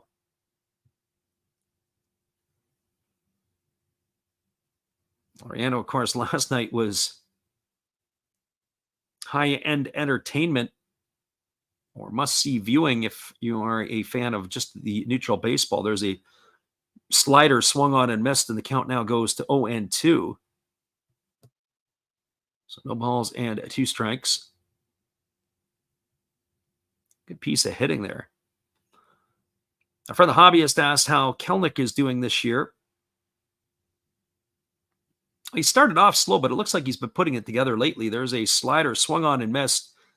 And Laureano on 3 pitches is walking back to the dugout. So pretty much the same results of what Kelenic had given tonight. So he's in the books for out number 2, and that's going to leave it all up to the third baseman, Austin Riley. If you ask some Brave fans, Laureano might as well just keep walking all the way back to Rome. And that would be Georgia. So 2 in the books, Austin Riley at the plate, and he takes a first pitch breaking ball over for a called strike. Count is 0-1. Interesting that when Laureano came to the plate, he and Francisco Alvarez had a couple of words for one another, as the pitch was a slider swung on and missed there by Riley, and the count now goes to 0-2. Now that's the Diekman that I remember with the Texas Rangers, a real hard slider. I would not be surprised if he came in with a hard fastball under the hands to back Riley off the dish. Let's see, here's the pitch. Fastball misses upstairs, and the count now goes to 1-2. So 1 ball and 2 strikes. Do want to say thanks to everybody who hung in here with us tonight. Appreciate you guys listening in. As the 1-2 is on the way, it's a fastball swung on and missed, and Diekman strikes out the side. After giving up the home run to Duvall and a single to Arcia, he does his job. And so that is going to be it for the Braves here in the 9th inning. 1 run on the benefit of 2 hits, no errors, 1 runner left aboard. Your final score is the Mets 8, the Braves 4. Stick around, everybody. We'll wrap it up here in just a few. We appreciate you guys for hanging with us here on the Last Raps Baseball YouTube channel. It is a final Mets over the Braves, 8-4. We'll be right back after this.